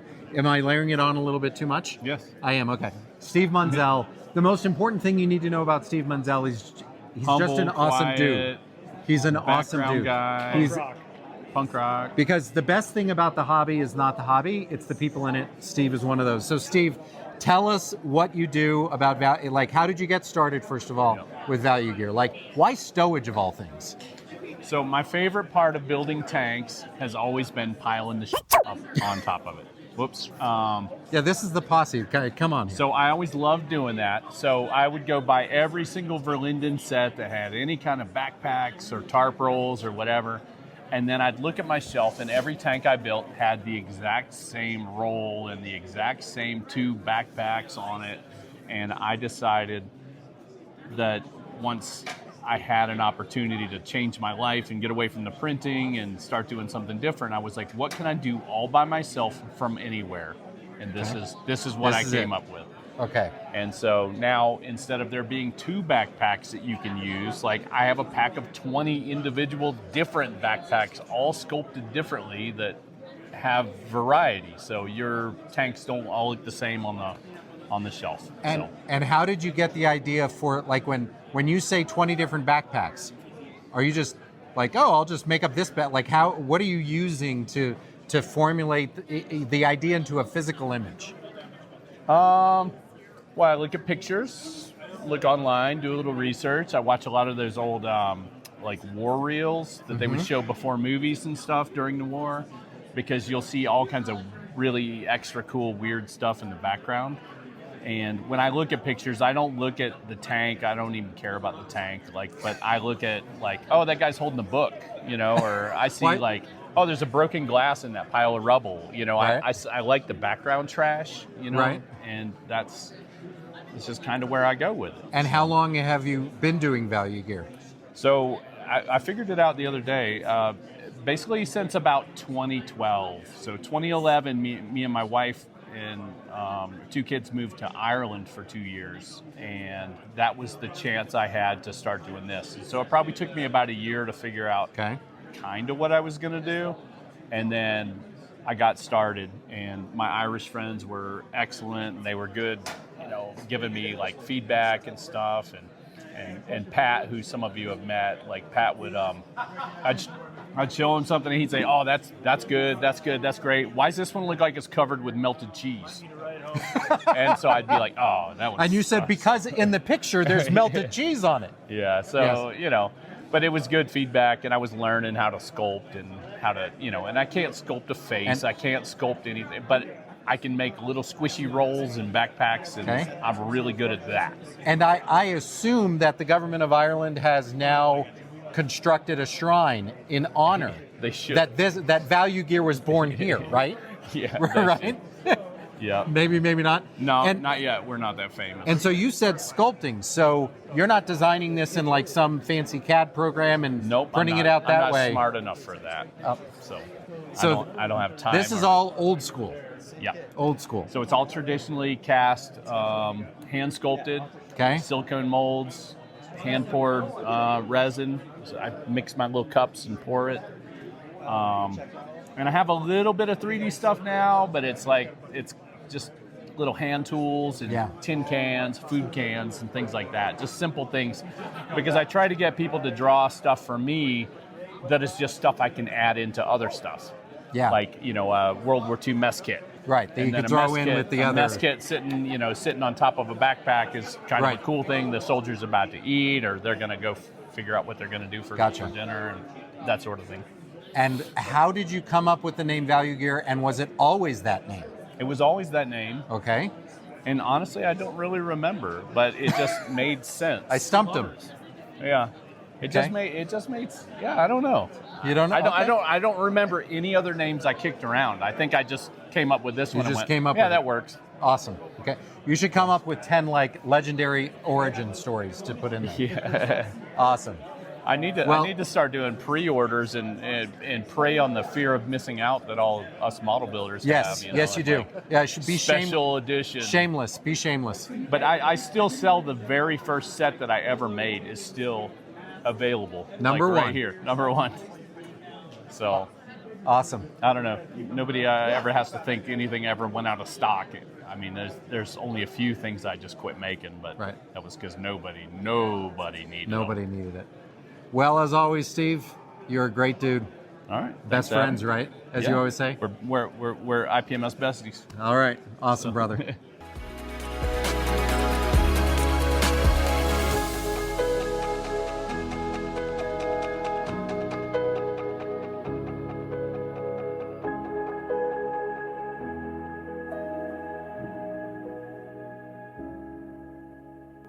All right, we're back here at CommiesFest with another modeler. This time we have Daniel, who's entered in the junior category. Daniel, how are you doing today? Good. I'm very excited to display my models out here today, and from pretty far away. Outstanding. Where are you from? Austin, Texas. Outstanding. Did you drive here? I flew. Wow, that's amazing. So tell us a little bit about what you brought. So I brought my contingent of my best fleet. So I have a Montana-class battleship USS Ohio, which is armed with experimental twin 18-inch gun turrets instead of the triple 16-inch guns. The Iron Dog, SMS Dareflinger, as she's appeared in 1917 during the surrender of the High Seas Fleet at Scapa Flow, I-58 and USS Indianapolis. This submarine sank the I-50. Sank that, yeah. The USS Cassin, which is a destroyer that was completely destroyed at Pearl Harbor. They pulled the wreckage out and they rebuilt it. Yeah. So the back is the original, the front is the new. Outstanding. They rebuilt it. And the Yubari. Yubari is a Japanese light cruiser that was designed with the idea of lessening the displacement by strengthening the hull. This worked, but made the ship hilariously unstable. Wow, very cool. And are these all Tamiya? So we have Verifier, TACOM, Tamiya, midship models, and Tamiya. Very cool, very cool. What else did you bring here? So over here, I brought 1 submarine and 4 other tanks. I've got a ICM Panzer II Lux from 1998, and this is operations in Ukraine. Okay. And this is like the desert yellow XF60. I painted with that. I used the Value Gear. Very cool. Value Gear resin bits on there, as well as this extra figure. Over here, I've got an R35, which is the French light infantry tank. Very cool. A very slow tank. It only had 2 crew inside, which caused the commander to be ridiculously overworked. Yes. And multiple countries used it after World War II. Here's actually my favorite tank, the 38T. And it's actually a Czech tank that Germany requisitioned during World War II and made over 1,500 of these. Whose branches did you use?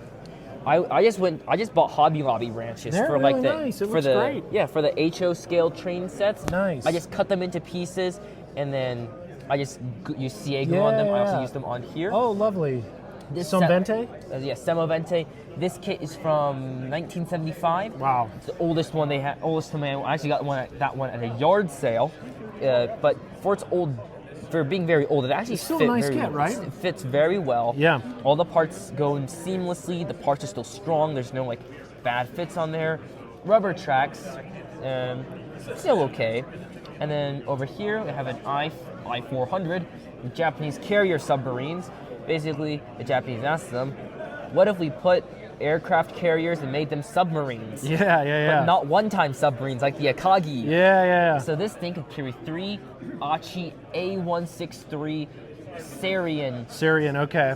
seaplanes. Yeah. And these submarines were incredibly large. They were larger than destroyers. Jeez. I fully photo etched this, so this is a Hobby Boss wow. kit.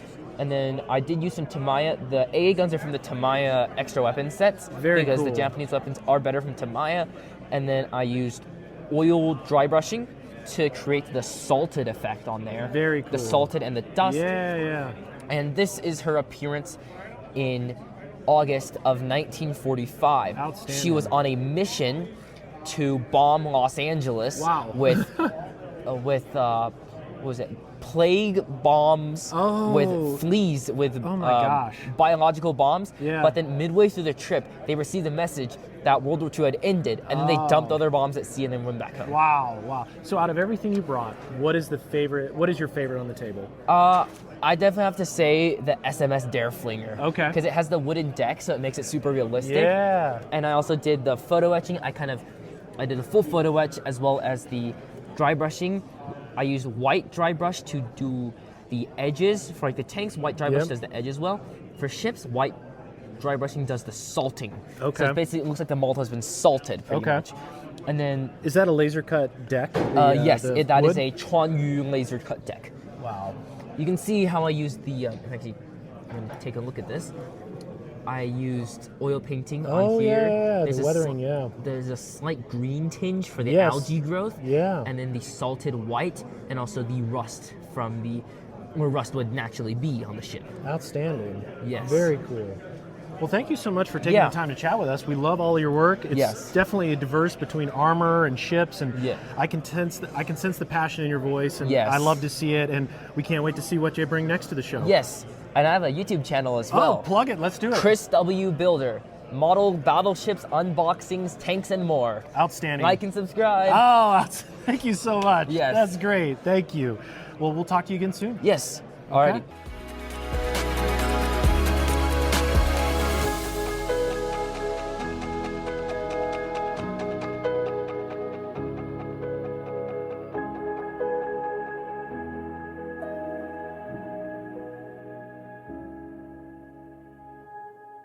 Scott back here again at CommiesFest 2026, and I have found my long-lost brother, Brian Kreiner. How you been, my man? Outstanding. Yeah, awesome. It's good to see you, brother. Awesome. Brian's not here alone. He brought a brand new build of an Edward 148 scale P51 up to Brian's usual standards. Brian, tell us a little bit about this kit and this build. Well, this is a kit I started a long time ago and very nearly threw into the trash, and resurrected it and reworked it a little bit. So The nice thing about this is Ellen Righetti's plane. Ellen Righetti was from my hometown of San Luis Obispo, California, and my brother actually went to Righetti High School, so awesome. It's kind of an ode to home. Yeah. So. Absolutely. I mean, look at the gloss on the canopy. I mean, you're known for your natural metal finishes. I mean, whether it's your Zero that got you that trip to Japan back in the day that we were all jealous of, your P40E and 1/32 scale, your MIGs, I mean, on and on and on. But I mean, tell us a little bit about this. I love the different panels and the way that you've really approached the weathering on this model. So what's bothered me on my builds is how to achieve, because if you look at a natural metal finish surface of a wing, even if it's shiny silver, it's almost always covered in dust, and recreating that dusty surface has been a challenge.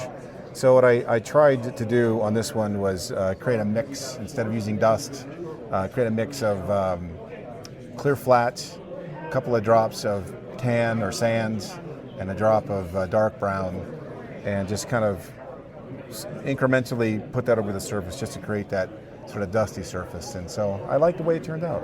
Yeah. I mean, it looks fantastic. Yeah. Your metal tones, is this sort of back to your metallizer, or I'm using my metallizer, so you can see some of the metallizer sheen right there on the sides. Okay.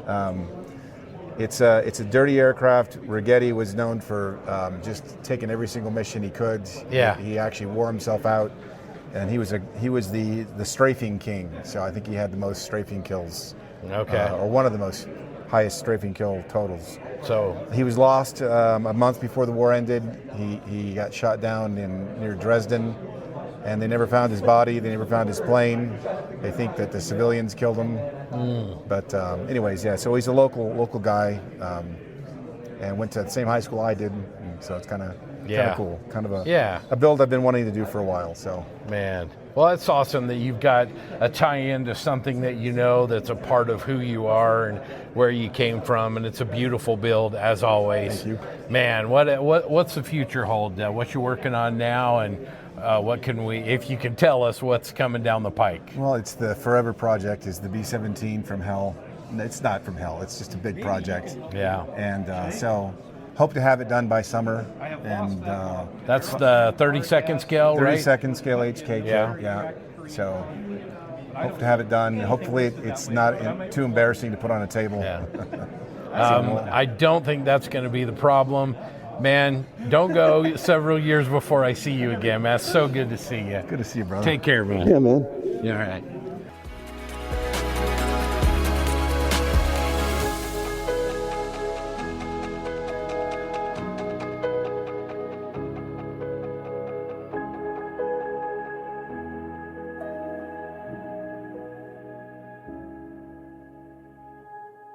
So we're here again at CommiesFest 2026, and I've cornered a vendor here. He is an engineer, he is a designer, Mr. Eric Kane, aka Updraft Model Works, and this is his latest. It is a complete kit of the 1/48 scale. Yes. Have blue. Tell us a little bit about this kit, Eric. Yeah, so I started this probably about 10 years ago when I first created Updraft Model Works. I really wanted to just design model kits, and I'd always wanted to have a kit of this aircraft, but there was just nothing out there except for some really old garage 72nd scale kits. Yeah. So just decided to go ahead and try and give it a shot and make my own kit design. I'm an engineer by trade, so working in CAD was no big deal for me. It just had to do all the research and figure out how to make a kit. Originally, I wanted to make this an injection molded kit, but the cost to get that going is just a little prohibitive for a small single person like me. So originally, I was going to cast it in resin, just like a typical old school garage kits. And then the technology evolved, and suddenly 3D printing is now to a point where you can directly print the parts. So about a year and a half ago, decided I really need to make this happen. I've been waiting for about 10 years to make it happen and press through. And today I finally actually have the kit available, completed. It is a fully assemblable kit, just like any other you get. It is roughly about 70 or 80 parts when it's all included. That counts landing gear, flight control surfaces. The canopy is a cast resin piece. And it comes with instructions, canopy masks, and everything. So amazing. Spent a lot of my time in the last few months really just trying to get it over the finish line, and finally made it. Well, it's really, really beautiful, and I want you to talk more about your canopy, because one of the things that is a limitation of 3D printed kits is it's really hard to get nice clear parts. Yeah. And I know that you've been working on this solution for a long time, so tell us a little bit about how you got such a beautiful quality canopy for your kit. Yeah, thank you. Yeah, like I said before, I used to do casting, right? Before the 3D printing technology had evolved to a point where you could print parts. Mm-hmm. And so learning to do the casting allowed me to get the practice and the material, the machinery needed to do it properly.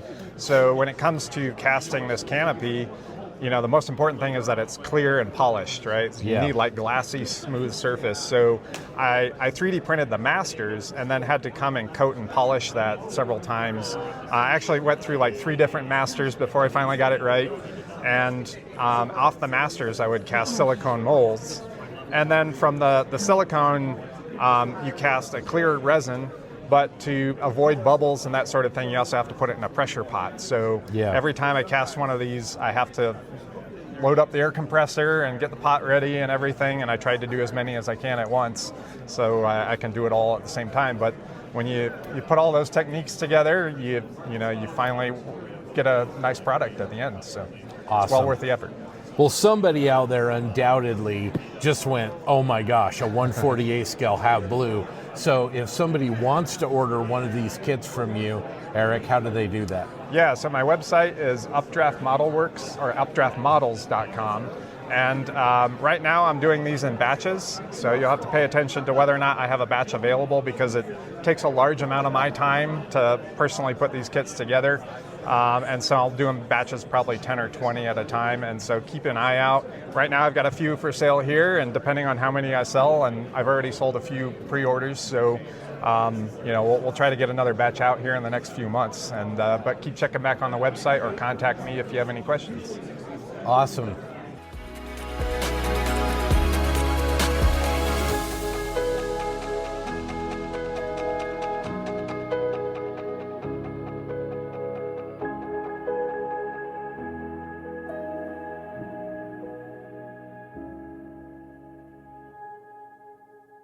Hope you enjoyed the audio from CommiesFest 2026. One note that Brad and Sue Ann and the team asked me to kind of pass on. Next year, CommiesFest 2027 will be a 2-day show, and they're going to have it attached as an IPMS regional show as well. So congratulations to them on that, and we look forward to CommiesFest 2027. That's great news for a great organization. Congratulations, guys. Awesome. All right. Well, we are now going to get to the main event. We have tortured Mike long enough. Grant is going to carefully remove the duct tape from him and undo the handcuffs. But we have Mike Blalock, who has just very quickly become a really, really great friend. Mike has founded Patriot Models, which is an organization that really has an aim in common with one of the core values of the posse, which is trying to do some good with our hobby, trying to make a difference, painting these little plastic toys that we're all so passionate about. And obviously with Models for Heroes and Model Officers Mess, we do the 48 and 48 event every year. Met Mike through an introduction from Malcolm Childs, who is the head of Models for Heroes. And first of all, if Malcolm recommends you, you're a good human being. I guarantee that.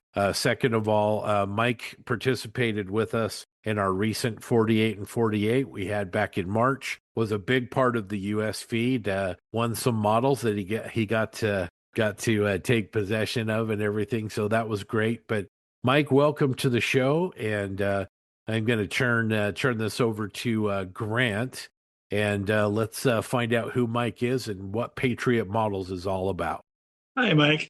First question I've got is I just want to know, we've talked about your model building. You build a lot of helicopters, as I can see and tell, a lot of Star Wars, sci-fi also, which is cool. But what about, what got you into the modeling? And then what drove you from the model being a modeler to starting up Patriot Models? What was that key thing that happened that you wanted to do that? My first model was probably 1984. So I'm 55. So that's makes me 14. I stayed with my uncle for a short stint. It's kind of my mom's younger brother, so kind of the cool guy in the family.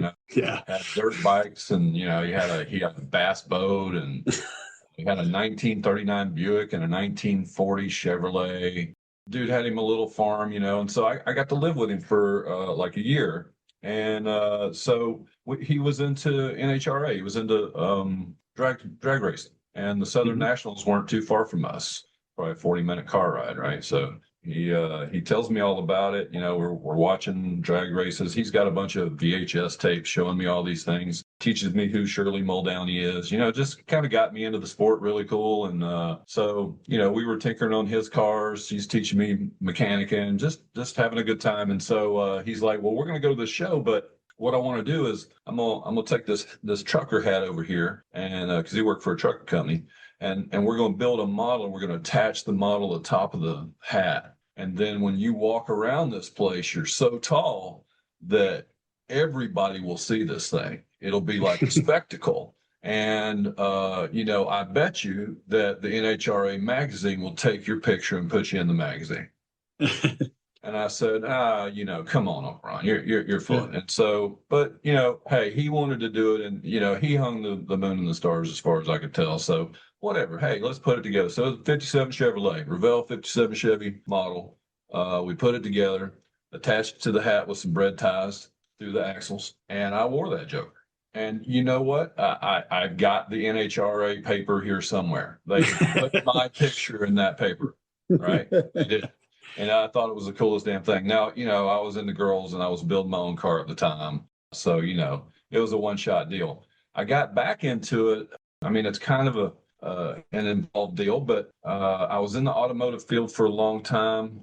I had gotten burnt out over it, out of that field. Over a couple of interactions I had that just went south, and was looking to pivot and do something else. And my wife had been in the medical field for quite some time, also just kind of burnt out. She was getting some fatigue from it, just mental fatigue, because she was working in the research end. And so it can be a tough gig sometimes. So we both decided, what can we do where we can share a schedule and have lots of time together and, still do okay. And so we decided to become teachers. So we became teachers. We went back to college nights, but in the last couple of years of teaching, you got to go full time. So, I had to quit my full time and take a couple of evening weekend jobs just to sort of scrape it together, while she went at night. And then when I graduated, she did her 2 years in. And then once that was done, we kind of just looked around. She was getting a lot of good offers because she's super smart. She's got more degrees than a thermometer.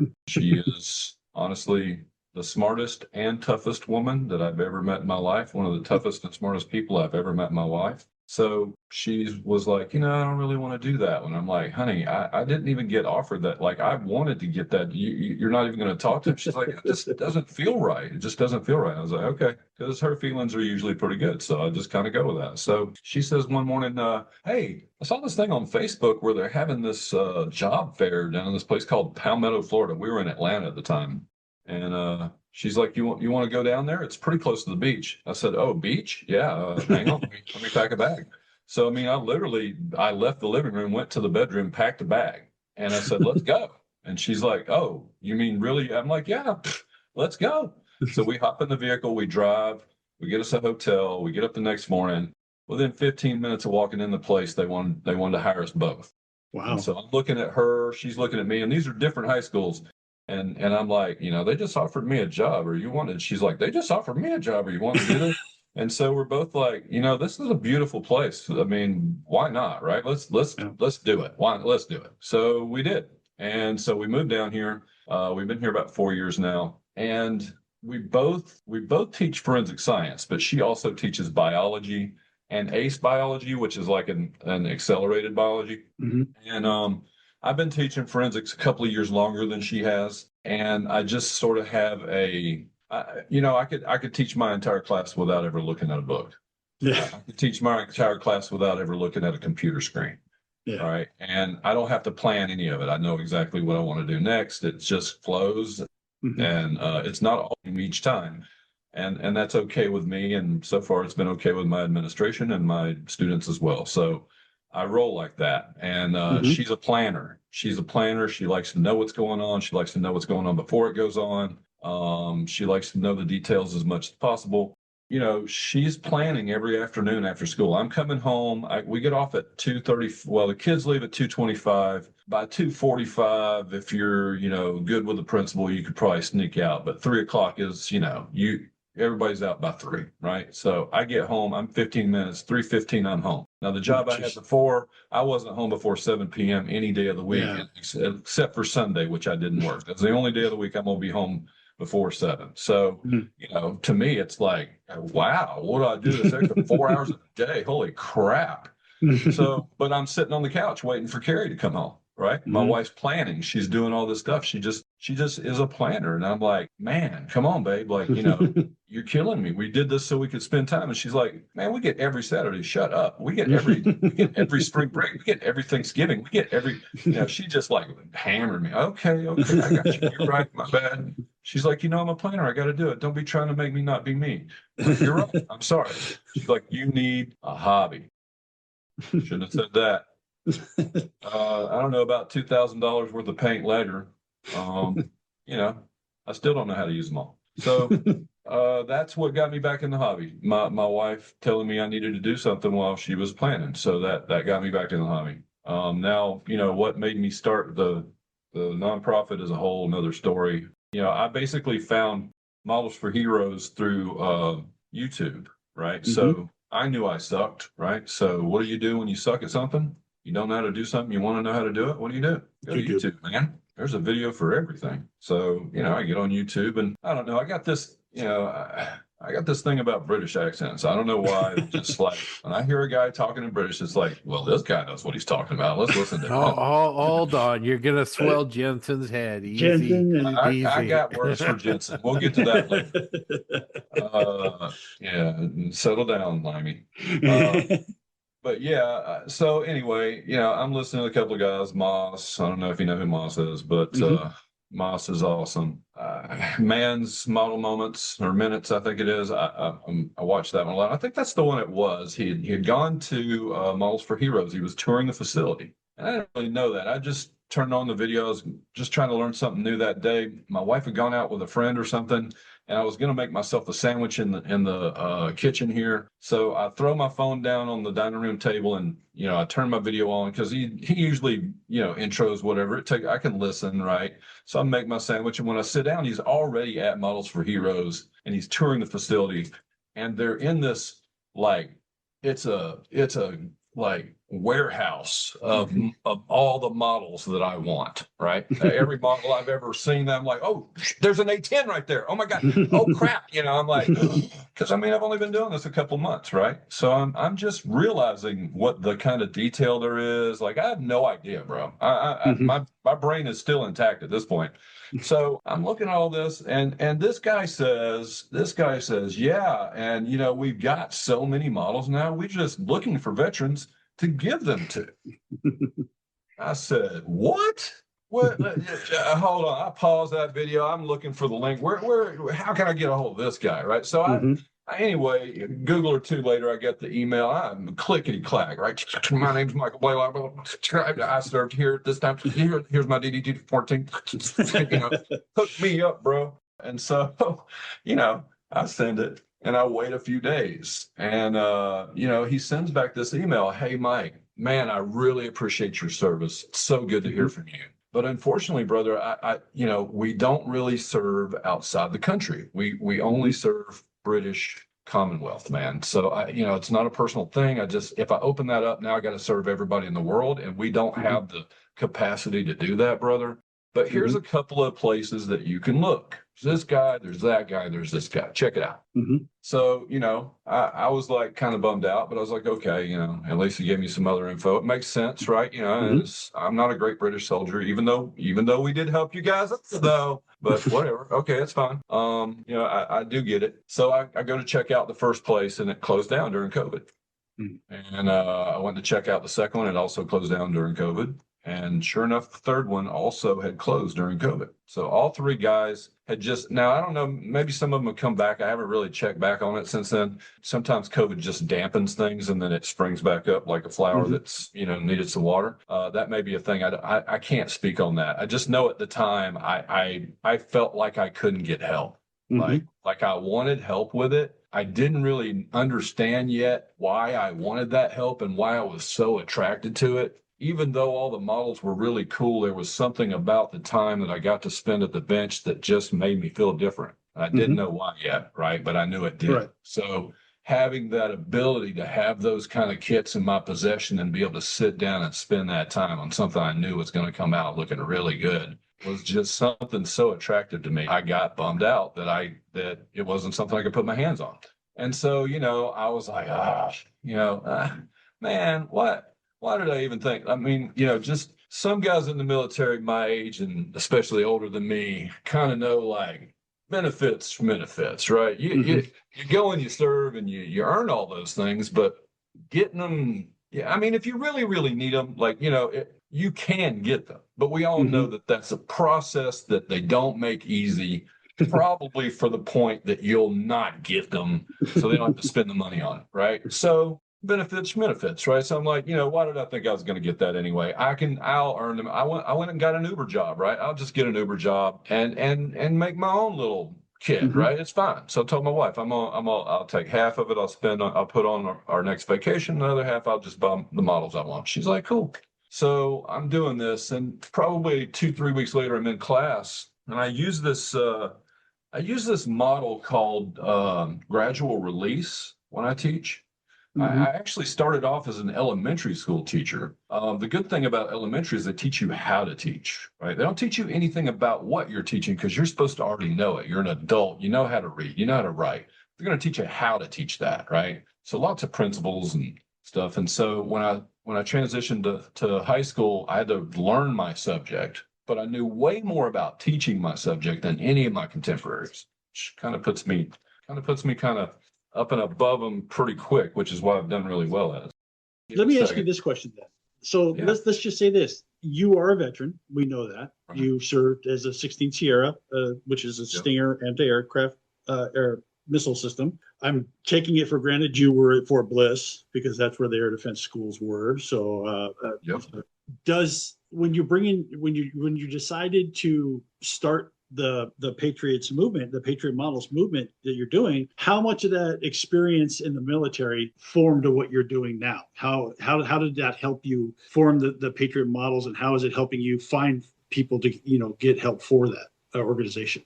That's a good question. So I was in from 88 to 90, and then I got recalled early 91 for Desert Storm.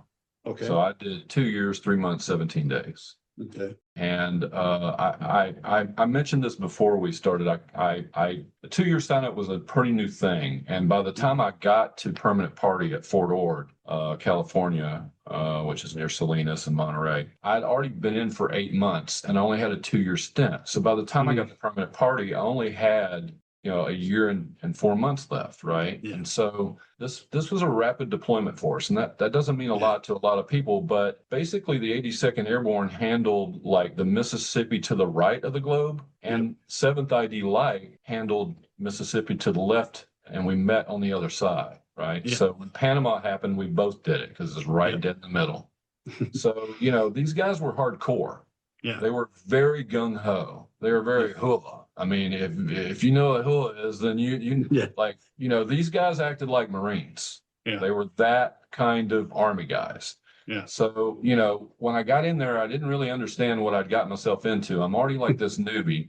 And then on like our first time we get deployed, I twist my knee and like it swells up. I'm in full gear. I'm running from the armory to the motor pool because my buddy was hooking me with an M14, right? Instead of the M16. He because we were going live, right? We're headed to Panama, right? And so he outfits me the M14 and an M203 with it, right? So I'm like, fuck yeah. So now I'm headed, So I'm headed to the motor pool, to chalk up. And I trip on this tree root and twist my knee. And I end up going on profile instead of going and deploying with these guys. Oh, wow. So I got left behind.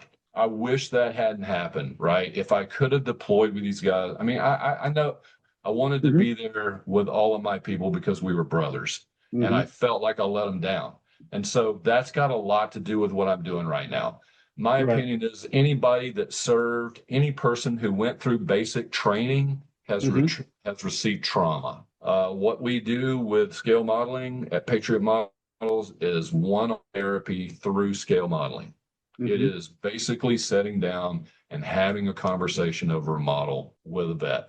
Right. And it can be about anything. It can be about the blue sky outside. It can be about the model in front of us. It can be about their journey. It can be about my journey. It can be about nothing at all if they don't want to talk. But that's what started it. And, there's more to it than that. COVID, let's talk about COVID for a second. Okay. You know what? I'll try not to get too emotional over it, but I had to write a little card because I knew I would forget if I didn't, if I get too amped up. So COVID's just, there's a term that's come out of COVID called new normal. And I detest it. I cannot stand it. COVID took a lot from me. And I told you that I've been here for about 4 years, but I graduated 2 years before my wife. So I graduated in 2020. Okay. The first thing COVID took my graduation. Right now, I when I came out of high school or when I came out of the Army, I went into college to be a computer programmer, and I dropped out in my second semester. I just had no direction. I just I didn't want to do it. I just dropped out. Right. So I went 28 years before I went back to college, and then earned a 4-year degree. In my part-time, while I worked 2 jobs at night, my daughter took classes alongside me in the same college, in the same teaching college, literally in the same classroom. But when it came to time to graduate, she was a year behind me. My wife was 2. When it came time to graduate, they didn't have one. It was virtual, and it was delayed by 3 months. Number one, took that. Also in 2020, my mother died. Now, my mother had other complications other than COVID, so I'm not saying COVID alone killed her, but COVID was a comorbidity.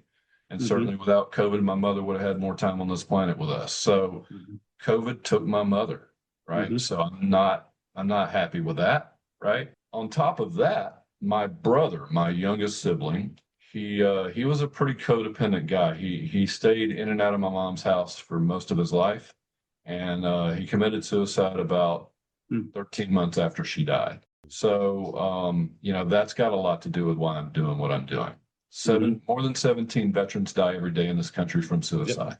Okay, and that's a stat that I cannot abide. Just like I can't abide new normal. I propose that we take all of this new normal and we use it to make it better than it was before. All right. So, I told Scott earlier, I'm kind of going back to the first episodes. I'm on episode 23, and in episode 22, you guys actually asked for me, just so you know. You asked for somebody to come in and do exactly what I'm doing, that you guys thought about doing it, but you already had this mission you're doing, so that wasn't a possibility. So here I am. Also, there's been a lot of people talking about mental health and, how important it is. And, my brother, as I say, had mental health issues. And, although I'm probably on a spectrum, we prefer to call it artistic here in the house. Lots going on, right? Lots going on. And so my thing is like, am I normal? Nope, I'm not normal. I know that. I got to watch me, right? I got to watch me. I got to listen to other people that watch me, right? And not be defensive about my mental health. But the thing is like all the stuff that I went through because of that, my parents, all that was a lot, right? So I juggle it pretty well. But when I found modeling, I found that I could quit juggling. I could put it all down. There's a couple of things with with modeling that you can get. And the first one is what I'm talking about. That's called mindfulness, right? Mm-hmm. So mindfulness is I got that here. It is being present in the moment, being Mm-hmm. aware of the moment. And so I talk to this with my high school students a lot. Like, you ever get up on Monday and just go, God, is it Friday yet? I mean, I think a lot of us are really guilty of doing that quite a bit, right? And so if you get into this habit of just every Monday wishing it was Friday and literally like working to get to Friday, like literally just, okay, that's okay. Is it not still not quite Friday? Okay, we're almost there, right? And all you do is think about that, what's coming, what that thing that I'm gonna get to that's gonna make it all better. You miss all the flowers and the stop and smell the roses things, right? You miss all those flowers, all the some of it's a bad smell, right? Some of it's a bad smell. You know what? Bad smells make good smells smell better. You know that? Sometimes it's good to go through a little grief to see that what you got is not so bad as you thought. Experience your here and now. Experience what you're going through. It's okay. Be okay with where you are, and don't get so anxious about where you're going or so expectant about where you're going. You build up that Friday to the point where then Friday comes and we're going to watch some Netflix now. Yeah. I mean, that's life, right, Mike? I mean, we all have challenges, and it's okay that we do. And what's amazing about the hobby is, like you said, that mindfulness, that doing something with your hands and being able to kind of get those gears working again and be able to kind of work through that. That's the magic of what Malcolm and his group have done, and it sounds like the magic of what you want to do with Patriot Models. Right. So that brings me right to the second thing, which is called flow. And Malcolm and the doctor that he worked with for the study that they did in Great Britain that kind of proves how effective this is, and it's something I'm piggybacking off of here in the States. It's called flow. And so if you've ever played any sports, or if you've ever played video games, or if you've ever done anything that takes a high level of skill and you've gotten good enough at it where you had an instance where it was just kind of hard to do the wrong thing. Like, again, I'm a basketball player, right? So I had like 2 games in high school where, like I kind of went off, right? Like I literally like was passing to a guy for an alley-oop and I hit the basket instead, right? I get 2 for that. What? Oh, and guess what? I got fouled and made the foul shot when I'm a 55% foul shooter. Like I scored 14 points and I averaged 6. You know what I'm saying? Like, like I just they put me in the paper. Like, what? Mike got in the paper? What? It's never heard of. I was a terrible basketball player, y'all. Terrible. Much better coach though. It's in all that. How the flow idea is something that is definitely used in modeling. How there is that one, we've all had that experience where we hit that subject just right, we hit that product just right, and that flow is something that you feel and understand that it's a nice feeling. And I want to bring us back to the idea that what you're doing and how can not just the posse, but other people that hear this, how can we help you what you're doing? What do you need from us? What can we help you with right now? Yeah. So, well, thank you for asking. I appreciate that. I mean, look, guys, like it takes the money to do this. I mean, I got over asking for money a while back because, I first off, I'm from the Atlanta area, right? I was born at Fort Bragg, actually, but I grew up in the Atlanta area. I'm what I consider a Southern gentleman. I don't like asking for things. I don't. I was raised that you handle your own stuff, right? I'm just raised that you handle your own stuff. And then, if you got to, you ask for help, but it's kind of a last ditch thing, especially as a guy, right? Just, I don't know, so much. My dad was 82nd Airborne Special Forces LRP, Green Beret. I mean, in Vietnam. It doesn't get any more buck up young camper than my house. So, it's just, we need money. I mean, we do. If I had a druther, there's 2 things that I really need. I need everybody to either donate between $1 and $5 a month in perpetuity.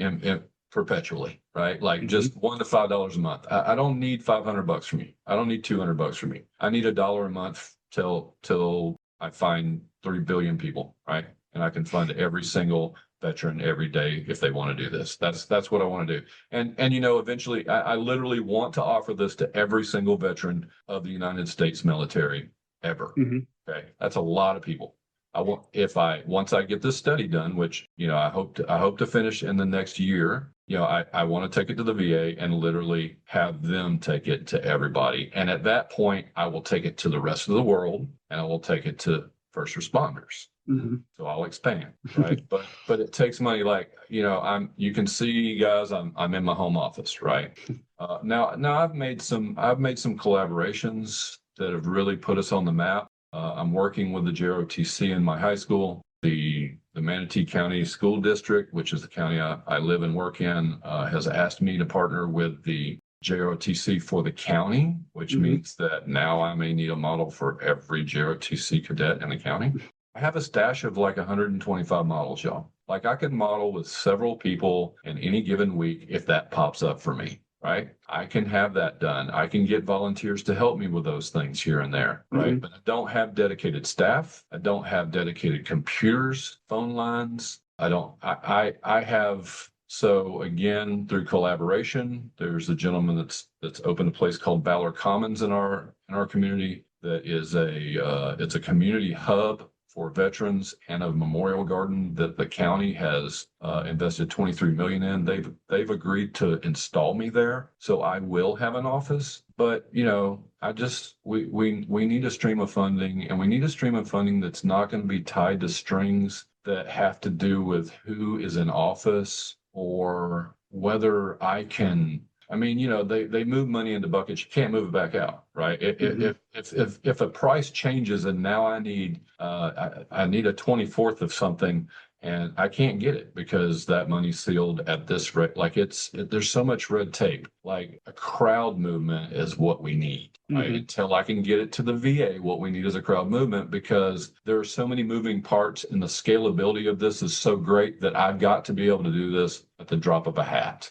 And so I just can't do that through the red tape of grants. Now, I do have a community, Manatee Community Foundation, a local grant community here that is trying to help me. I'm going through some of those hoops, and we will get some grant money, but that doesn't need to be what I didn't do this with grant money. I didn't get here with grant money. Everything you see here came from Uber and my wife's and mine savings, right? Everything we've done has come straight out of grassroots, pull up your boots. Right. And that's what we need. We need people to join in. Now, look, y'all, you guys out there that are listening, you already know how to do it. I was part of 48 and 48. I watched you do it. Right. And maybe I'll be part of the next 48, 48. I'm going to be talking with those guys next week. Wouldn't surprise me if they invited me, and if they didn't, I may throw my own thing like that. With their permission, right? I don't want to bite on their idea without getting some permission, but we're already doing it. We just need to do it for our guys too, right? Like, we're doing it for their guys, and that's a great thing. There's nothing wrong with it. And without them, we would not be here. Remember, without that video, I don't exist as Patriot Models. That would never have been a thing. So everything that we do came through Models for Heroes. Yeah. Malcolm is a great guy. And, I hate to say that I'm a great guy because Malcolm said so, but just like Scott said earlier, if Malcolm says you're a good guy, then brother, you're a good guy. All right. Yeah. You take that to the bank. Yeah. Well, I know you're just getting started, but how do people reach out and contact you? All right. So first off, I also need to say I only asked for one thing so far. So let me ask for the second thing. The second thing is I need you guys to talk. I need you guys to talk with one another. I need you to talk with me.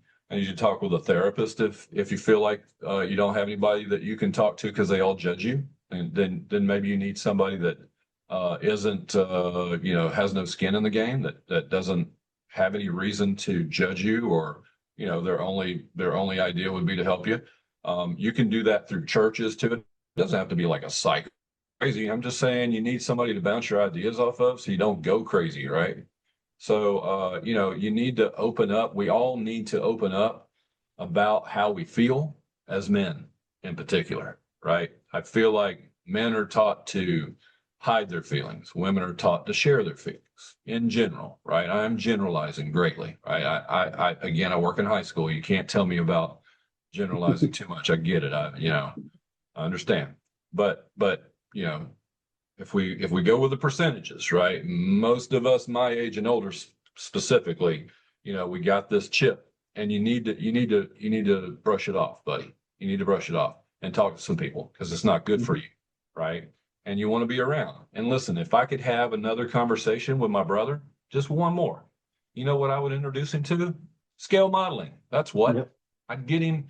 I would have got him into Marilyn Manson figures. That's what. He loved Marilyn Manson, man. He loved crazy music, dude. He liked scary clothes and horror fiction. And man, I could have got him all into it, right? Mm-hmm. And he might still be here, maybe. Who knows? But at least I could have tried, right? So don't let that happen. And hey, maybe it's not you we're talking about, bro. Maybe it's not you. Maybe it's your neighbor. Maybe it's your kid. Maybe it's your brother. Maybe it's your uncle. I don't know. Somebody. So like Scott said, how can we help? What's your contact information? Yeah, it's www.patriot, Patriot, Pat Wright, Patriot Models, MODELS.org. Okay. There's a PayPal button if you want to subscribe. There's an info button if you want us to come see you. If you live within 2 hours of Palmetto, Florida, I or someone on my team will come to you, and we'll bring a starter model and sit down with you and talk over a model. If you got your own models, that's fine. You can bring your own model, but it's got to be a new one. We got to crack a model, right? Mm-hmm. And then you'll take a little survey before we start. We'll crack a model. Then hour or two later, we'll part ways. A couple weeks later, I'll try to reschedule you. If you like what you did, you like the conversation, we'll come back, right? We'll have another conversation. We'll further that model if we need to, or if it's done, we'll discuss that model. We'll talk about what to make it better, how fabulous it already is, whatever. After that one, we'll have you do a different survey, like an exit survey. And then after that exit survey, if you decide, yeah, man, this is for me. Wow, modeling, who knew? Or I already knew, I was working you for some kits. Hey, I don't. You're worth it. Okay.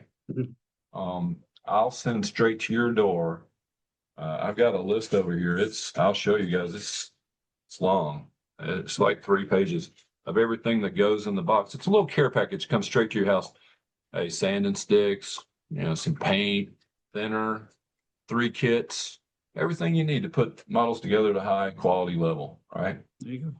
Straight to your door. And I'm gonna ask you what you want, right? Within reason. It's got to be in my stash. But you like aircraft? I got you. You like figure? Yeah, I got you. I got figure. You like what do you like? You like boats? You like cars?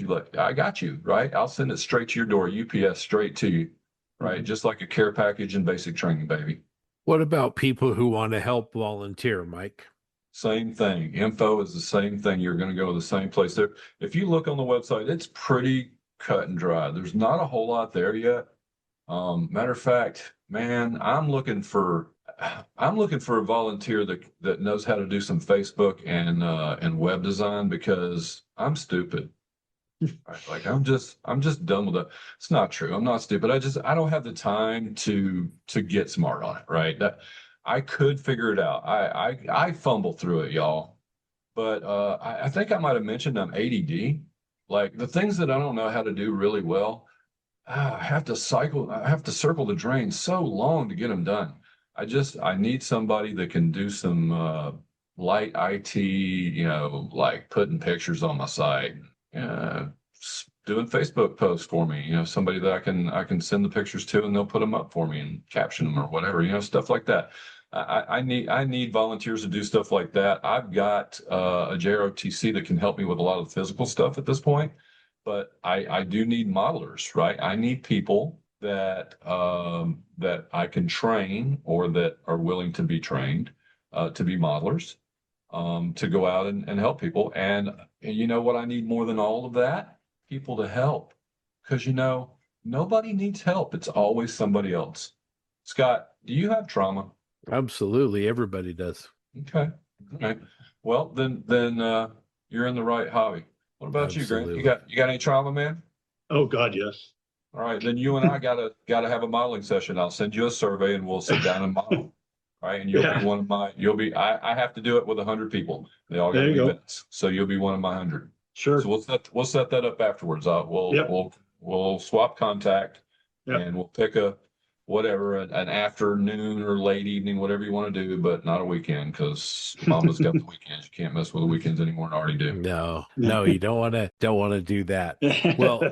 Well, Mike, as we wrap up, man, this is incredible. I tip my hat to you. This is amazing. I love that you're willing to have these conversations. I love that you're putting yourself out there. Mike Blalock, patriotmodels.org. You can reach out. You can donate kits. You can donate funds. You can volunteer. I mean, this is the same model that Models for Heroes is doing in the UK. I love this. Kind of as we wrap up here, Mike, what additional thoughts do you have, and anything else that we need to know as we move forward? Yeah, so a couple of things. First off, I'll be at IPMS Nationals. So anybody would like to meet me in person, I will be there in August. They've given me 2 1-hour talks. So I'll be doing a little bit of what I did right here, but it'll be a little more focused on the catalyst of it all, sort of. I didn't really get into that today.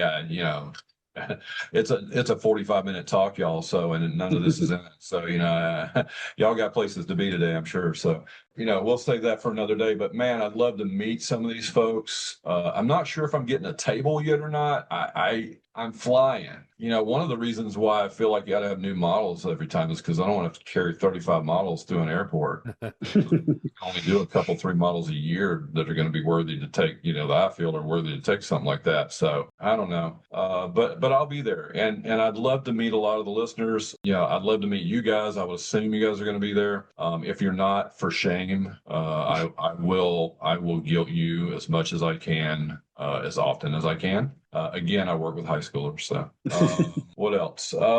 You said something about kits. Oh God, y'all. So I run tables at shows, and I basically curate kits that are given to us, which a lot of them have been given by me, right? I just bought them and then gave them to us, and then I turn around and sell them to buy new kits. Some of them I have the vets put the kit together, especially the Legos are really good at some of the Legos we put together. People will buy the Legos already put together because you can just take them apart and put them back together, and I sell them for what the kit costs. So it's used by a veteran, and then some kid buys it too and gets to use it too. It's like a double whammy. Great. So we take used kits, even partially built kits we take, because I'm teaching JROTC kids how to model, because we got this thing we're trying to put together where I put JROTC kids and veterans together. Think about that, like intergenerational deal, right? So, I'll take kits. If you're in the area, again, we'll train you to go out and help people. I'm trying to put together there's a veterans nursing home about an hour from me that I'm trying to get in twice a week with, and I'll probably be doing that because at least most of it, because I can't count on someone to get down that far. It's like an hour south of us. Some of these stuff I can't have people driving an hour as a high school student to volunteer for me. So if you're down that way, you can hit me up. Maybe you could help me. Yeah, I don't know. Honestly, I'm if it helps a veteran and it's got to do with modeling, y'all, I'm pro. Period. Just how it is. Well, he is Mike Blalock. The organization is Patriot Models, patriotmodels.org. It's a 501c3 nonprofit organization that helps primarily veterans with who are struggling using scale modeling. It's a great cause. Appreciate Mike, your efforts. Appreciate you being with us here on the posse, and as we move forward, we'll talk about maybe we can put together an event or whatever. Mike is going to be at IPMS Nationals 2026, so if you're planning on going to the Nationals, please stop by and see Mike. Mike, are you doing a presentation there at Nationals? Yeah, I've got 2 45 minutes to an hour long talks there where I'm going to basically talk about a lot of what I've just did today: mental health, the where we came from, how it all happened. Also, I'll be at PAMSCOM And what is that? There's another one. I'm not.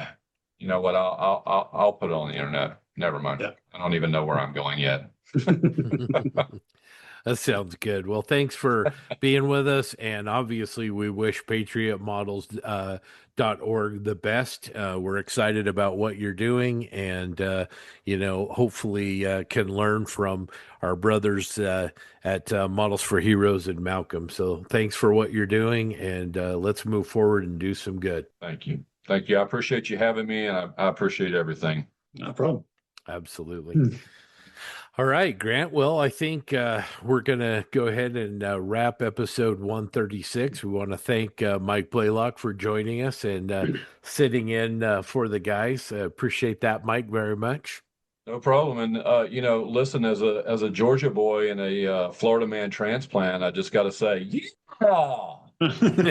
There you go. We love it. We love it. Join us in a couple more weeks. We'll hit episode 137. We'll get a report from the guys and their experience at AMPS Nationals, and just appreciate you guys being with us. So until then, keep modeling, keep going at your bench if you can, and we'll talk soon. One of the ways that you can help to support the Plastic Posse is to become a Plastic Posse Outrider. If you want to become a Plastic Posse Outrider, Grant, it's easy. You can even do it wearing lounge trousers. Just go to our Patreon page, patreon.com/Plastic Posse Podcast. You can set up a recurring donation there. These contributions help offset the cost of bringing you the posse. There's 3 different tiers of support, and they start at just $1 a month. And while we're talking about that, make sure you visit patriotmodels.org and think about giving them a donation as well and supporting them with what they do. We're not going to read all the Patreons this time. We're just a little shorthanded, but we'll be back with our normal Patreon in our next episode. So, yep. Mike, Grant, thanks you guys. We'll talk to you soon. Yep. Appreciate y'all. Thank you.